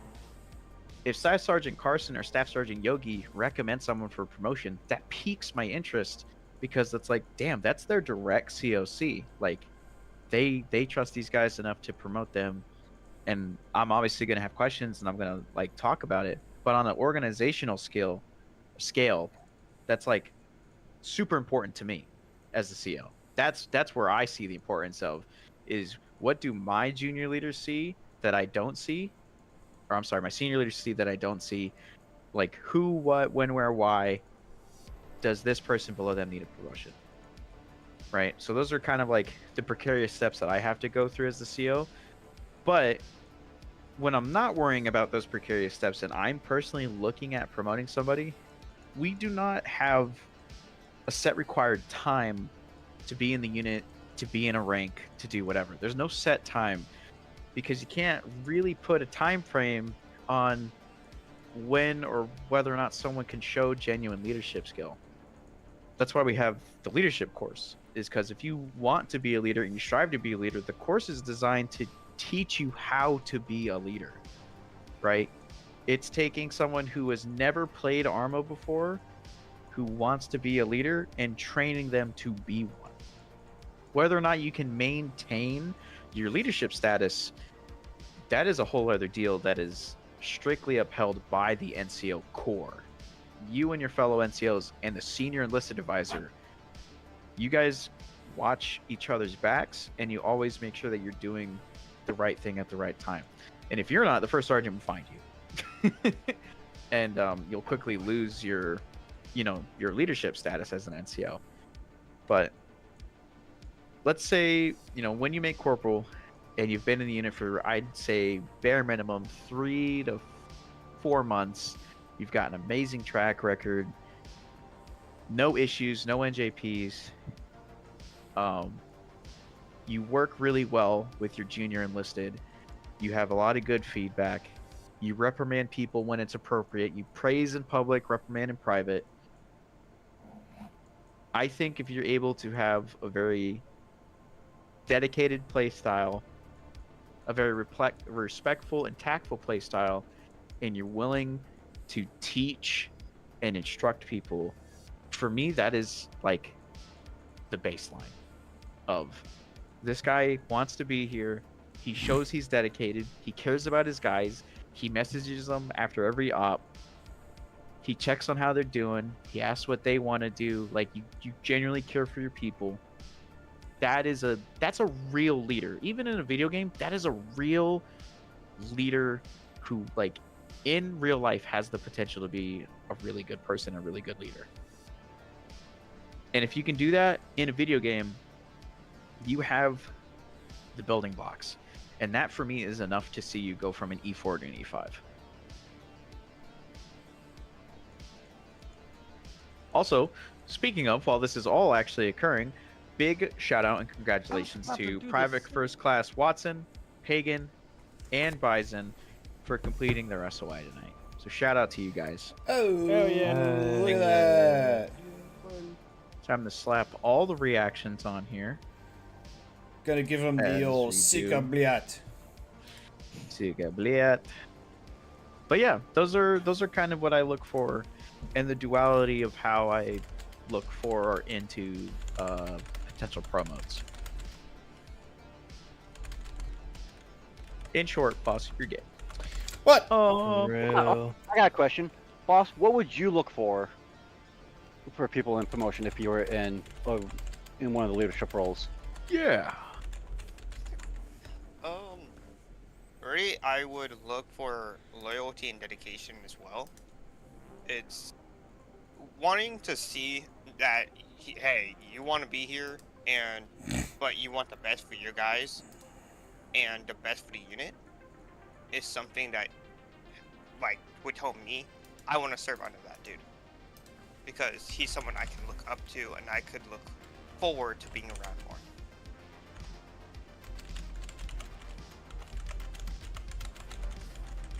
Valid. So in concerns, not Ace. What?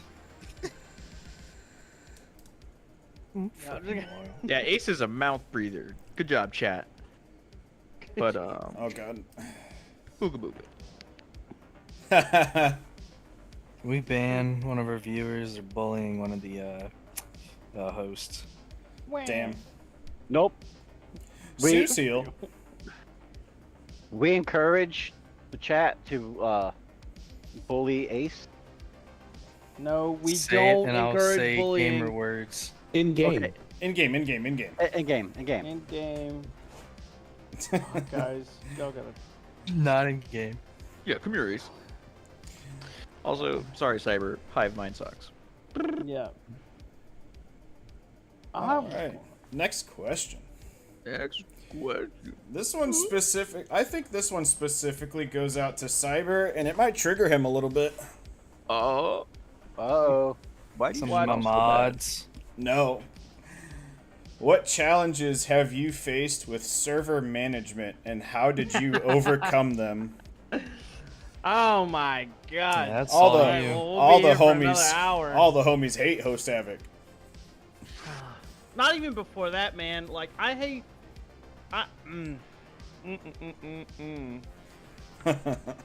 Trying to think if I want to get into it or not. I think I do. Summarize I'm it. gonna hurt some feelings.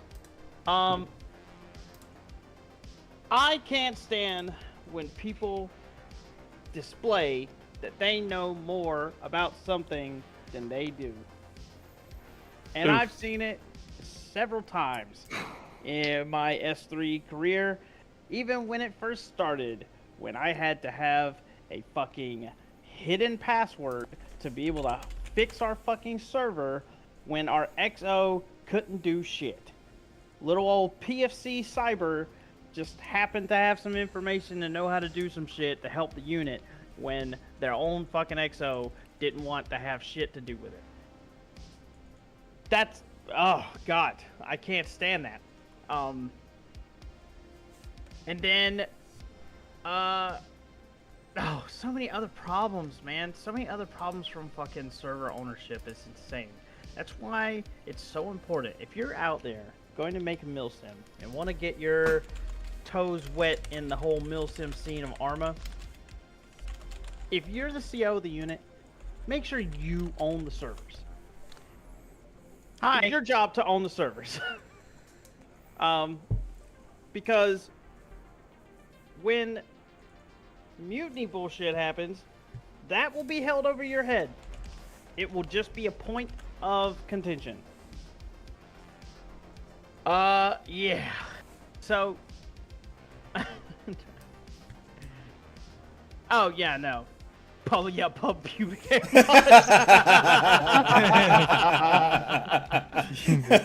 Yeah, it's just I don't know.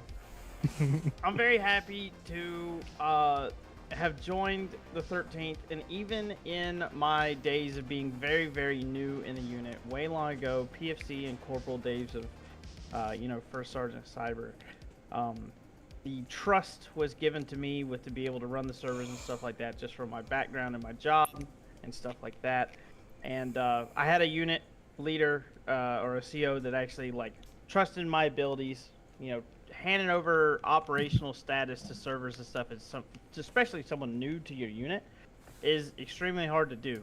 I'm glad I was able to prove my knowledge to Yoshi and be able to kind of maintain that S3 head. S3 head, pretty sure longest in the business, right? I think, like since the staff shops were developed. Yeah. Pretty much. Yeah, we've gone through some other staff heads, but man, S3 it stays strong. And you know, speaking of staff shops that still can't do it now with how we operate 2 servers on a regular basis. If we wanted to run more, we have the opportunity to. It would be very easy to do that. Having a hardbox server with our own Arma script in it that's provided by Stu over there. You know, shout out to the Misfits. Y'all don't know who those are, but that's okay. It's a different chat for a different day. But yeah, I just think it's very. It's so much nicer than what it used to be, right? I have an awesome server team. I have an awesome mod team. Soccer. That now I get to spread that server knowledge and stuff to other people. And so, in the unforeseen circumstance, hopefully long in the future where I have to step away or do something else, I know that that knowledge will still be within the unit. And I think that's the most important part about it. So I think that's all the challenges, man. Challenges would have to be like selfish people when they have too much power than what they should be given. And yeah, all my homies hate Host Havoc. Host Havoc was good for what we needed it for, but once we start expanding, man, having to like expect a reset in the middle of an op was not okay. It's just not. So Tragic. So, yeah, Cyber, I don't know if I ever asked this or we ever got into it, but like before you joined the 13th, like what, I guess how much experience do you have prior to joining the 13th? Do you have like doing what you do now within Arma? So prior to joining the 13th, I operated, manned, and owned the servers for the 13th MRB, which was, again, a Misfit-led Marine Raider Battalion, not associated with the 13th MEU, even though, like, all of its members came over here at some point. And we still even have some, including, myself, Soccer. Lone out there somewhere. He used to come kick some rocks in some special op missions with us in the MRB. So I did plenty of that. During that time, I currently have access to and help run like 2 other units, like servers as well, and assist. I assisted with the 25th getting their server up and running. I'm sorry, not the 25th. The 332nd. Got their stuff squared away on Host Havoc. Shit, we've had them utilize our stuff. Yeah, we've had both units come visit our server because theirs went down. Yeah, TeamSpeak too, to operate and manage the TeamSpeak servers. But even like outside of Arma stuff, like just server side stuff, so like file transfer protocols. I know a ton about that with my job being a CWT. So I know how it operates, I know how computers talk to each other and stuff, and that's all it is just a platform to get servers to talk to everyone's PC that's trying to talk to it. And so, Ace. that's just kind of the, Yeah. Why is Spicy's date 1410? 14? Yeah, you put 1410. dummy. Oh, it's Anyway, backwards. but yeah, it's just from my job and just, I don't know, it's something that's always interested me, and it's just been a part of my Arma, I don't want to say career because I feel like that sounds kind of weird because it's still a video game, but like, yeah, that's what I mean. 6,000 hours With into the a game. amount of work Yeah. that you do, if I could pay you I would. Okay, So well then, I can fully back you up if you say career. 100%. imaginary career. Yeah. Your online career. Yeah. So, I think that I would say my entirety of time of being in the Navy, so like 6 years now, has set me up to be able to operate servers, PCs, connections, mods, configs, coding, everything. It's all come from that. If big YouTubers can podcast and make hundreds of thousands of dollars per video and call it a career, we can definitely call it a career. We just don't make that kind of money. We're just poor. Well, we don't make any money, period. But yeah, so I guess that's where I'm at. Cool. I actually have a question for Yes. soccer. Oh. Haven't heard you speak too much, Bubba. So, as the newest member of command staff, you've kind of been in the role now for 2 months, 3 months. Two, May 1st. I think. Which one is May? 4 or 5? 5. He said, 5. Which one is Bro, May? I feel you no. on that, brother. I feel you on that. Which one is May? So, almost 3 months, you've been a member of command staff. Yep. How do you? Fuck. Yeah, talk about time flying, right? Dude, I mean, It literally feels like yesterday when we were like, "Welcome to the new member of command" on the podcast. Yeah. What, as you have grown in the unit and been a member of command now, what do you seek in a pilot to really make them a DECCOM? What do you seek out? What do you value as a leader? You're a member of command, so like your input is like extremely important.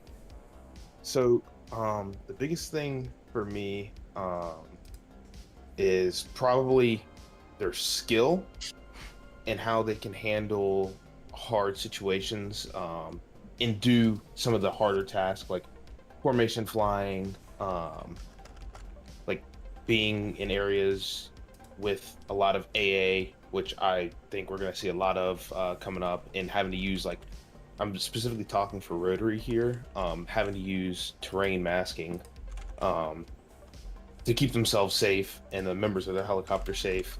Because if you, like, really all you need to do is make one mistake and you're going to get shot down. There's not much evading you can do with SAM sites in a helicopter if you're just flying out in the open. And then the next thing is just understanding, like having general knowledge of aviation and how it kind of correlates with the ground. Like obviously we're a supporting element, but how what we do affects the ground. Like if you're off, like if you're not paying attention or not being like on your A game, you can easily just miss a BTR or a tank pulling up on ground, and that can get like whole squad of guys killed just like that. So that's probably, those two are the biggest things. Just general knowledge and then pilot skill, and then from there I'd have to say like leadership ability and the willingness that like they'll train, and now I'm starting to get input from the DECCOMs about AARs, and just what they see, like if they're a guy that's gonna give valuable feedback and input, even before the DECCOM, even before they become a DECCOM, that's something that's big. It's like, all right, well, this guy has been here for 4 weeks and he's saying, hey, I noticed this in op, not like stepping on toes or anything, but this is something that could cause issues later down the line, or could help us if we do it this way or something like that. Just people that bring good knowledge and feedback to the unit. And then lastly is just like availability, and you're like, I don't want to say dedication because you have to be dedicated for it, but like how much time outside of armor you're willing to put in. Because like obviously you can't hold like people's like real life stuff against them. Like I'll give Veebs for example. He's Australian, so 90% of the time we're on doing stuff during the day. He's fast asleep, but he's still a great DECCOM, still a great guy to have as a leader within Tumor.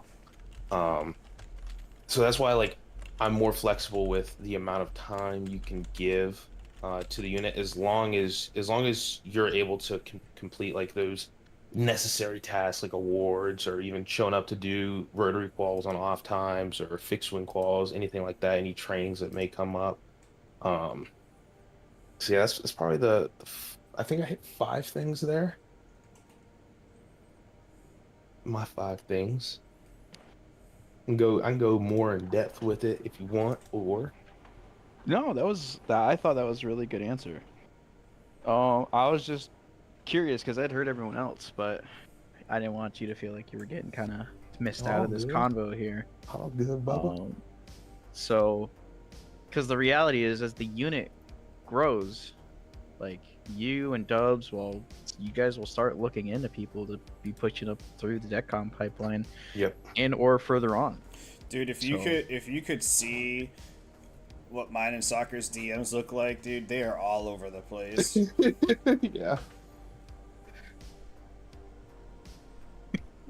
Dude, that's the same 13 way. chat is a little spicy, so Yeah. But the DMs that me and the DMs between me and Keeper are all over the place about Corman shit. It's nuts. yeah, I can only imagine the level of detail and topics that can be either joked about and discussed between other unit leaders, which is like for me it's awesome because it means I don't need to micromanage all of this shit because it takes so much off of me, and I appreciate y'all being where y'all are at. Fuck. I'm not gonna lie, it's been a headache getting to this point, but it's right now. Corman are in a really good spot, especially with Keeper becoming in HM3, and it takes a little bit of the load off of me, and it's great. Dude, how has she been? How's Keeper been since she made NCO? Dude, she's fucking killing it. Yeah, she don't take no shit, man. She don't has take no shit. she has taken the reins and fucking ran with it, especially since with my work schedule and shit. Like, she's on top of it. Soccer, you can't make me laugh like that, bitch. Sorry, man. I will say the reality we face as well is at the end of the year we're gonna lose River, possibly lose River, just because of the army. Leave it to the military to take away good fucking junior NCO. Bro, that is what I'm feeling in real life right now. I'm about to have like 2 of my core friend group out here in Hawaii PCS. I'm not okay. Yeah. That sucks. I'm not okay. You got Banana in October. And our buddy Nick. Is he out? Walla. Are they getting No, out or? No, they're PCSing to Suffolk. Let's say okay. Banana's gonna be closer to us. Is that Suffolk, Yeah, Virginia? Yeah. I'm gonna Oh, try to shit. get out there as well. I think they've been way too good of friends to like. You know, when I was in Pensacola, I didn't really make too many friends. I don't know. It was my first tour. I don't know. I felt like people didn't like me. I sure as fuck didn't like people. And so Yeah, people suck. I didn't really have any reason to like follow anyone from Pensacola, but out here, dude, the people have been great, and like it kind of sucks that you're even in a position that you kind of have to choose who you want to like try to go with your next command. It kind of sucks, but Yeah, Cyber, be the military. I will agree with you 100%. Like my first deployment and stuff, I didn't really make a whole lot of friends because I was nervous, fucking brand new, fucking. But like all the other commands I was a part of, you've become friends with people and like really good friends. Like I still talk to a lot of them nowadays. Yeah. And it's like you become family, and then when one of them transfers out, it's just like fuck. It's like part of your family is just gone. Yeah. It's such a sad thing to think about, but the only other thing that I see the benefit of is I think the surreal thing to realize is I can see Keeper hitting staff NCO before the end of the year. I really can for the corpsman. Like, Yeah. she is so no bullshit, straight to business, but knows how to be laid back, you know, fair and firm, the whole deal. Fucking, So she's got it. I'm not gonna lie, I've already got the promotion paperwork for HM2 wrote up. I'm just waiting for her to. Well, it's like I've never been more sure about anything in my life. I'm just waiting to give her a few, like another 2 months, for her to get used to being NCO and leadership and stuff like that, and see how everything works out before I push it. Raw. Like she, even before she was HM3, she was fucking killing it as a leader. So, like she has taken my 3-ton workload on me down to 1,500. So, it is fucking amazing. Like, I appreciate her wholeheartedly, and when we get these other two corpsmen become HM3s, that workload will be split up between all 4 of us, and it'll be great. It'll be Crazy.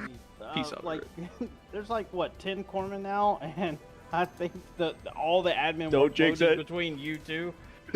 That's kind of wild. Well, for the first year and a half, it was all me. Yeah. Yeah. It really sucks that it didn't work out with Copenhagen, dude.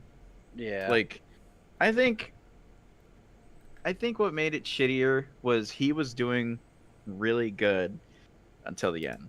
Yep. Because, like, was he annoying with his, yeah, you know, yeah, that was annoying as fuck. But, Or that fucking He rubber was- chicken he had. and that rubber chicken. Oh, dude. I should have think told him. the reality of it is, like, he did really well. He fucked up. And the way he dipped out hurt the unit. And I think that's why there's so much malice. If you can, I think that's the best way that I could say it would be malice. Because I don't think it's necessarily malice, but maybe like just overall disdain. disdain, you know, maybe disdain is the better word for it. English is definitely not my first language. It is my third, so. But Oh, you speak My 3 overall- languages? my overall point What? is he did a good job, and he, you know, he bowed out. He went on his LOA,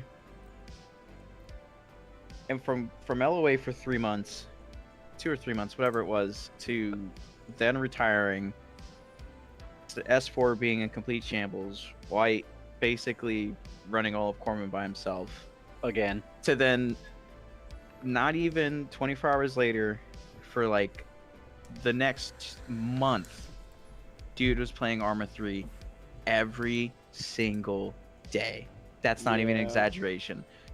On his Steam thing, it was like played 196 hours of Arma in the last 2 weeks.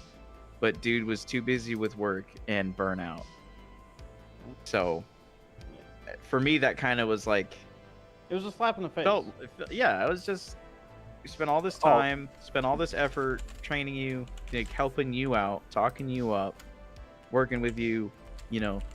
And I don't even mention the conversation I had with him before his LOA was like him wanting to do better and be more helpful, and that's all in the trash. Like, Just imagine how I felt after all the work I put into him helping him. I can't even imagine. become- Yeah.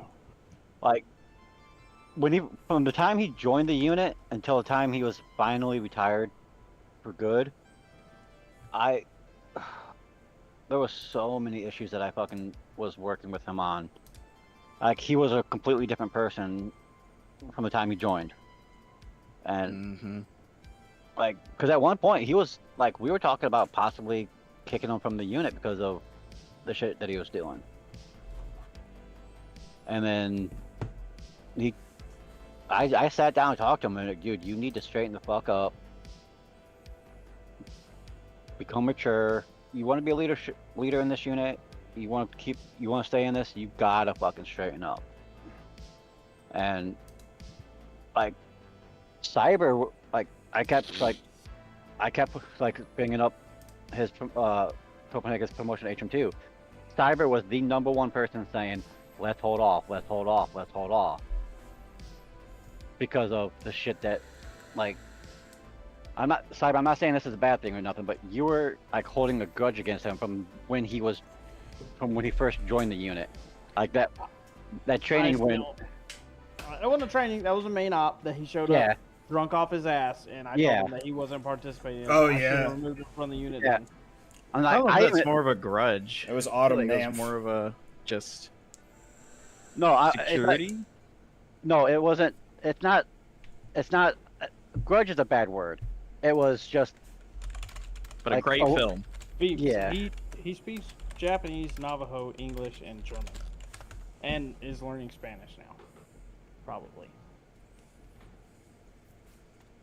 But yeah, it was a lot of like the DMs between me and him were like so long, and like because I took him under my wing and I was mentoring him, trying to get him to pretty much grow the fuck up. And to me, him and Ace were pretty much followed like the same path for the most part, because Ace was a young, he's still young, but young immature kid that all of command has mentored, and now he's not as bad as he used to be. He is he's significantly better. Yeah. We dog on Ace a lot because I don't know. It's just kind of I don't know. He's a little bit of the punching bag. Yeah, that's it. To be fair, Ace is a little bit of a sociopath. I think he is. I think he really is just a little bit. He's gotten better. Very good at what he does. You know, he's gotten really good. It's weird saying. So for us as command, we can say that, but. Dude, what? No. Fucking hide. No, he didn't do it. Oh no. I did not Hit meet him Ride. below the belt, bro. I had full intentions to do something to him. That's rude. I'm gonna I save had that. Let's go to the Milsim thingy. I never meet Road Talbert. At some point, I was gonna do what I had to overtake him as squad lead. At some point, but I didn't have to. It was my cute little sociopath. Oh Jesus God. Christ. So anyway, back to my We point. can't have you on the podcast, but you are Jesus very much Christ. welcome in the comments all the time. Definitely keeps the comment section spicy as fuck. Yes. So I guess my point is like we all say all the time as command, like Ace has truly gotten better, but like I think we all need to also come to the realization that 80% of this unit has no fucking idea what we're talking about. They do not know day one Ace. They don't know who that is. You know what I mean? Like, so when we give him that like slight cop out of, because here's my thing. Regardless, I always expect better of all of you, no matter what. That's my whole job. But to think about it in the realist terms, no one knows what we're talking about. They just know. There are people in the unit who just know Ace as Master Sergeant Ace, who is sometimes the PL or sometimes the asshole. Like, Sometimes, bro. God. Oh my god. I have my nice moments. Just ask Machina. I send him a very nice DM.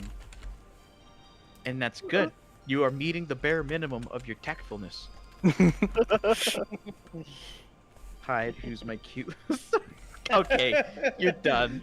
You guys are done. The memes are gonna come flying through. Yeah, it's but, not gonna be good. It's Oh, it's yep, not there it gonna is. There they come. Those of you who don't know, there's a million memes coming through command chat right now. Just for the sake of keeping boss included, I'm just gonna DM you these memes, boss, because you deserve to see some of these. I Give kind of the remember SA. Give the Ace. SA for memes. Just put them in the goodness. command board room's chat. Oh my god. Hold on, boss is gonna say something. What do you got, boss? I kind of remember Nomf Ace, like Woodland Nomf Ace. Oh yeah. Oh yeah. Oh yeah. Yeah. Dude. I honestly, I really enjoyed talking. Like, I think Ace was the first person I talked to when it was coming to Nomf, and I just came into the unit. What was Yeah, Ace when you talked to him? Do you remember? Like what he was? Like, he. Oh. Ace was definitely one of those guys where he'll talk to you if you talk to him, and he was a little troublesome. A little. Point. Like, I remember when he ran like into a MG nest and just got shot. And I quote, "Watch this, two steps out and gets shot." Like, Oh, I feel like I feel like I remember. I feel like I remember what you're talking about, but I don't. I was the medic. I was your medic during that. Oh, And I was feel- like, Oh god. I looked at you. was and I went, like trying to move? Because I had to have been squad leading. Because like by the time you were in the leading, that's the or join the unit. That's the only thing I did was squad lead. So I must have been trying to go to another team or something to try to like relink with them or something like that. So, a funny thing about Ace, okay? When I first joined the unit, Ace was the first one to do my interview. And then Casey jumped Oh up. my god. Oh my god.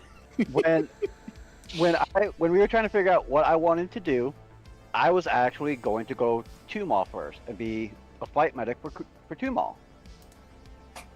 Because that was an option. Oh, that was a long time Dude, ago. holy shit! Yeah. Flight medics. Flight medics. Ace was like, no, they don't need them. They don't need them. You'll just be sitting at the airstrip doing nothing. Ace hating on Tuma. Dude, Since day one. I remember. I basically told you wouldn't do shit. I remember that. So I was like, Mantle all right, said, you know what? Nah. But we were in the interview room for an hour and a half trying to figure out what I should do. I was like, you know what? Fuck it. Let's put me in infantry so I can learn the game, figure it out, and we'll go from there. Then, so like, all right, we'll put you in Comanche with Psycho. All right, cool. And then Casey's like, you'll be fine. Psycho will take you in your wing and all that stuff. I was in Comanche for a whole 3 days. And then Ace threw a bitch fit because I got put in Comanche instead of his team because his team needed his squad needed people. Demon, dude. And it was such a fucking like so much drama. I messaged Casey. I'm like, dude, I think I'm just gonna fucking dip. I'm not here for all the drama bullshit. I don't want to call shit. I don't want to be part of it. I'm about to fucking dip. God, what a fucking schoolgirl time for the unit when Blackjack, Comanche, and Demon were all running simultaneous fire teams / squads. That shit is Dude, so you wanna dramatic talk to about, think like- about. You want to talk about like gang wars? So yeah, Ace was almost the reason why I quit the unit 3 days in. Matching forward. That's all I'm saying. Fuck no. Toxic motherfuckers. Too good at your And- job. And now I'm fucking working side by side with his ass. Yeah. Hey, different times. Fuck. I remember when it used to be like, instead of trauma, it was blackjack. Like Blackjack 2, Blackjack 1. Yeah, back when Oh, the yeah. corpsmen were We're in this Yeah. weird gray area. I think another reason. Why I don't even remember you being in Comanche. Oh my I god. was, because I don't even remember. literally the day after I did my BCT, Psycho's like, "Hey, get on. We're gonna do we're gonna get your CQB or mount or whatever the fuck it was. I can't remember what it was called back then." I was like, "All right, cool." And then he's like, as soon as we got done with that, he's like, "Hey, can you do this training on this day?" I'm like he was like getting my claws done like day after day. I'm like, "Damn, okay." So There used to be that core memory unlocked. There used to be a minimum set of quals you had to complete before you could play in an op. I don't think White was Yes. Oh, there was. there. You for that. had to Yeah. complete a minimum amount of quals before you could go to an op. Really? Yep. Why do Yeah, why do I not remember that? You were 2 mob. Because it was infantry. Oh Infantry shit! White, what are you talking about? I didn't have to do a certain amount of ops or. No, I calls. didn't say I had to. I'm like, Psycho was like as soon as he's like, "Okay, you have power Comanche. This is us. This is what we're doing. Boom, boom, boom, boom, boom. We want to get all your claws done. That way you're good to go, and we can get you into the element, you within the fire team, and there'll be no issue." Like Psycho was on top of it, trying to get my training done. So I trying to help me learn the game better, so I could be more effective in ops. Yeah, I was just saying that reminded me of when the infantry used to have on the qual sheet. There used to be I know we're running out on time here. On the qual sheet there used to be a like a list on the bottom of the qual sheet, and like if you were a infantryman, you had to get your AR, your RO, and some other fuck all like Grenadier before SOI was fully SOI, where it merged AT, AA, Grenadier, Machine Gunner. Before it merged all that, you had to get all those individual short quals before you could go to an op. That used to be a thing. God, that was so long ago. I remember Also, when me and memes Psycho are joined beautiful. the unit, when me and Psycho joined the unit, we sat down with Price, and we were like, "All right, cool, let's do our SOI." And then we did our SOI, and then he was about to get off, and me and Psycho said, "Oh, no, we meant all of them." And Price was just like, "All of them, all of them." And we sat down for like 2.5 hours and did every single infantry qual that night. Fun times. Yeah, so like I was working with Psycho and Cyber like right off the back, and then I was like, "Alright, cool. I'm learning these guys. They're pretty cool." And then fucking Ace comes in and fucking starts bitching about me being in there and not in Demon. I was like, "Oh fuck." I think it was a little bit of Casey too, since he was Demon's Corpsman. I also want to point out the comment Hyde made, which was when I saw the meme about Ace running into a Claymore and Cat berating him about it, all I could imagine was the picture where Omni-Man stands over Mark yelling, "Think, Mark, think!" Clip. Hold on. Clip. You're gay. Hello. There is All no right. way. It's slipping through. Final Yeah, comments? We gotta wrap this up. It's not Do we want to good. do one more question, or do you just want to go on an ender tonight? What we thinking? I Don't think do it's one more wheel question. I time. gotta get off. Yeah, I think we should do the wheel and think it's call wheel it. time. All right. So, very, very abrupt end, but I didn't even realize we were hitting that 2.5 hours. Yeah, neither did past, I. so that's my bad. Fucking. This is Got what plenty to happens listen when to we get for together. tonight's We gym start going session. off on tangents. This is why command That is- meetings That is are literally way a too podcast, long. though. That is what podcasts are, just tangents about Yeah. topics. All right, so boss, who's your predictions? Who do you think is gonna come up on the wheel next? Who's gonna be the next guest on the briefing room? Rock. Rock. Thank Rock. Okay. Okay. Fuck. Who did I pick last time? Who was my pick? It came to my soul. I can't remember it. Wasn't it Alpaca? No. No, it was. Oh my goodness. It was somewhat different because it wasn't was Hughesman. It was Boss. No. No, No. no. But my No, that- guess? No. Yeah. I don't think No. anyone's I guessing don't it. remember. I don't remember. Yeah. Just bring it up, Dubs. We'll Oh, figure- it's up. All right. Let me look at it real quick. Let me just take a gander here. Mine is on Tom. Sluggo. I'm gonna go with Sluggo for this one. Alright. We got Tom, we got Sluggo, Rock, I'm gonna go with Riptide. Riptide, okay. Stole that one from me, very cool. Hey, Stole mine. Stole mine. I I steal yours. I am gonna go. Oh, you know what? I know what Caps was last week. It was Shadow. Oh yeah, that's why it came to my Shadow soul. would be a good one. I know what? am gonna go. I'll hand you Sluggo. I'll take Shadow. Okay. I'll pass him over.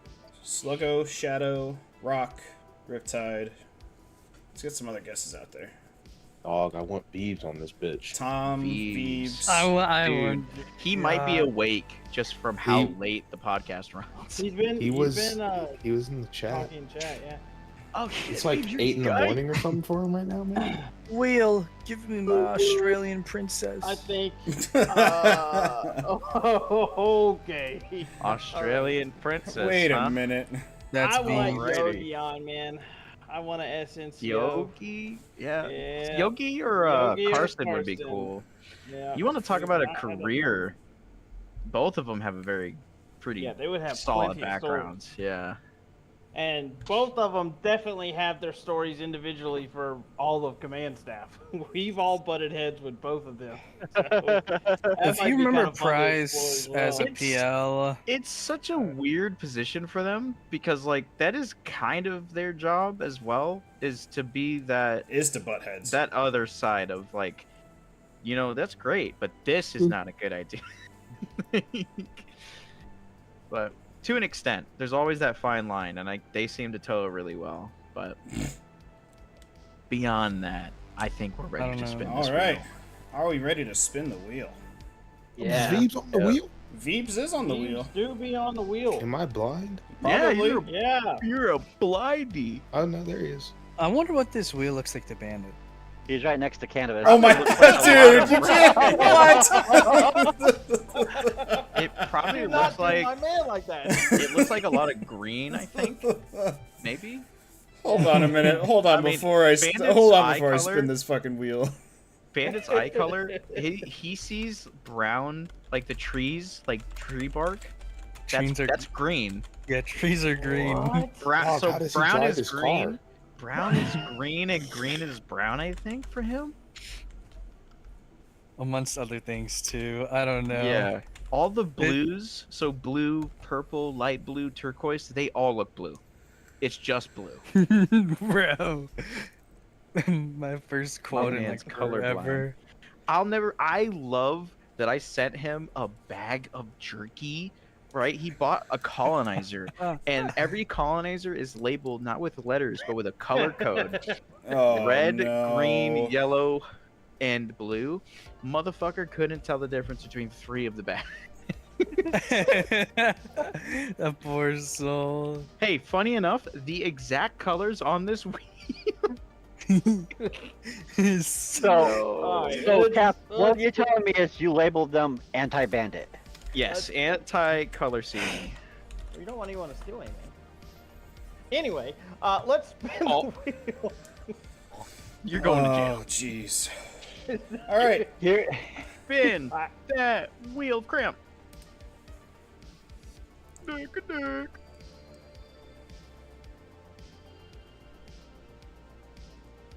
JT. JT. JT.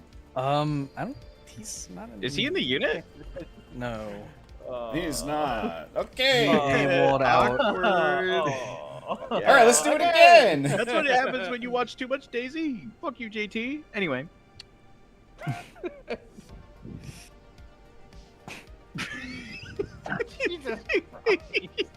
Uh-oh. Hey, Grandpa Riptide. Oh, shit. got it. There it is. Put it in chat. Oh, yeah, Put it no. in chat. Mr. Riptide.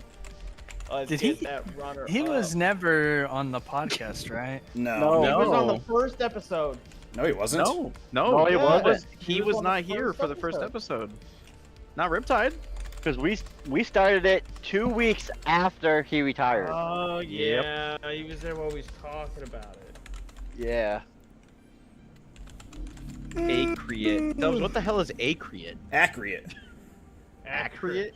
And, and you gotta remove. All right, and who's the backup gonna be? Yeah. back Yeah, up. let's see it. Let's see it once Dubs puts the announcement out.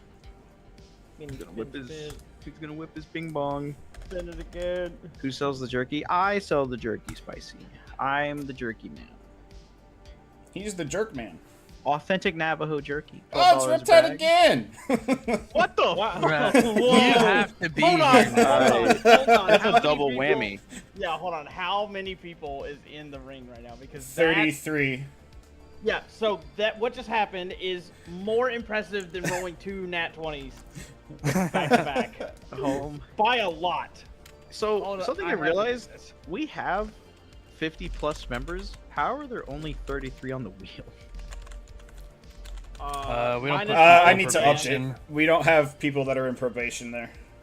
Yeah, no probation and no command members. Hmm. So I need to update it. Fair enough. All right, Family. you need to do it one more time. Now it's like Destiny though. Riptide has to show up for his first one. Yeah. Banana. Banana. Honorary XO. Honorary XO. I'd love for him to show up, dude. As much as he That'd be doesn't cool. care for the unit, like, dude was fucking great to have. Yeah. My first interaction with him was he handed me a banana during an op. Dude, he would used to go around opening up your backpack and putting a banana in it. Yeah. That was my favorite. That thing. was I would always check at the end spicy. of op. Spicy in chat. I don't know your voice, not gonna lie. I'm a real boy. All right, so we have Riptide and Banana. Both retired. Both retired. Both Look at retired that. guys. It's always the retired cats, dude. They're doing pretty American Idol. All right, any boss, any final thoughts? Did you have a good time? Yeah. Hell yeah. Yeah, you're American. Any final thoughts from the command staff? Nah. Crew Like, more infantry. subscribe. Like, subscribe. We need some more infantry. Donate to Otherwise, SA. my corp, or my Yeah. corp's gonna be- Give money.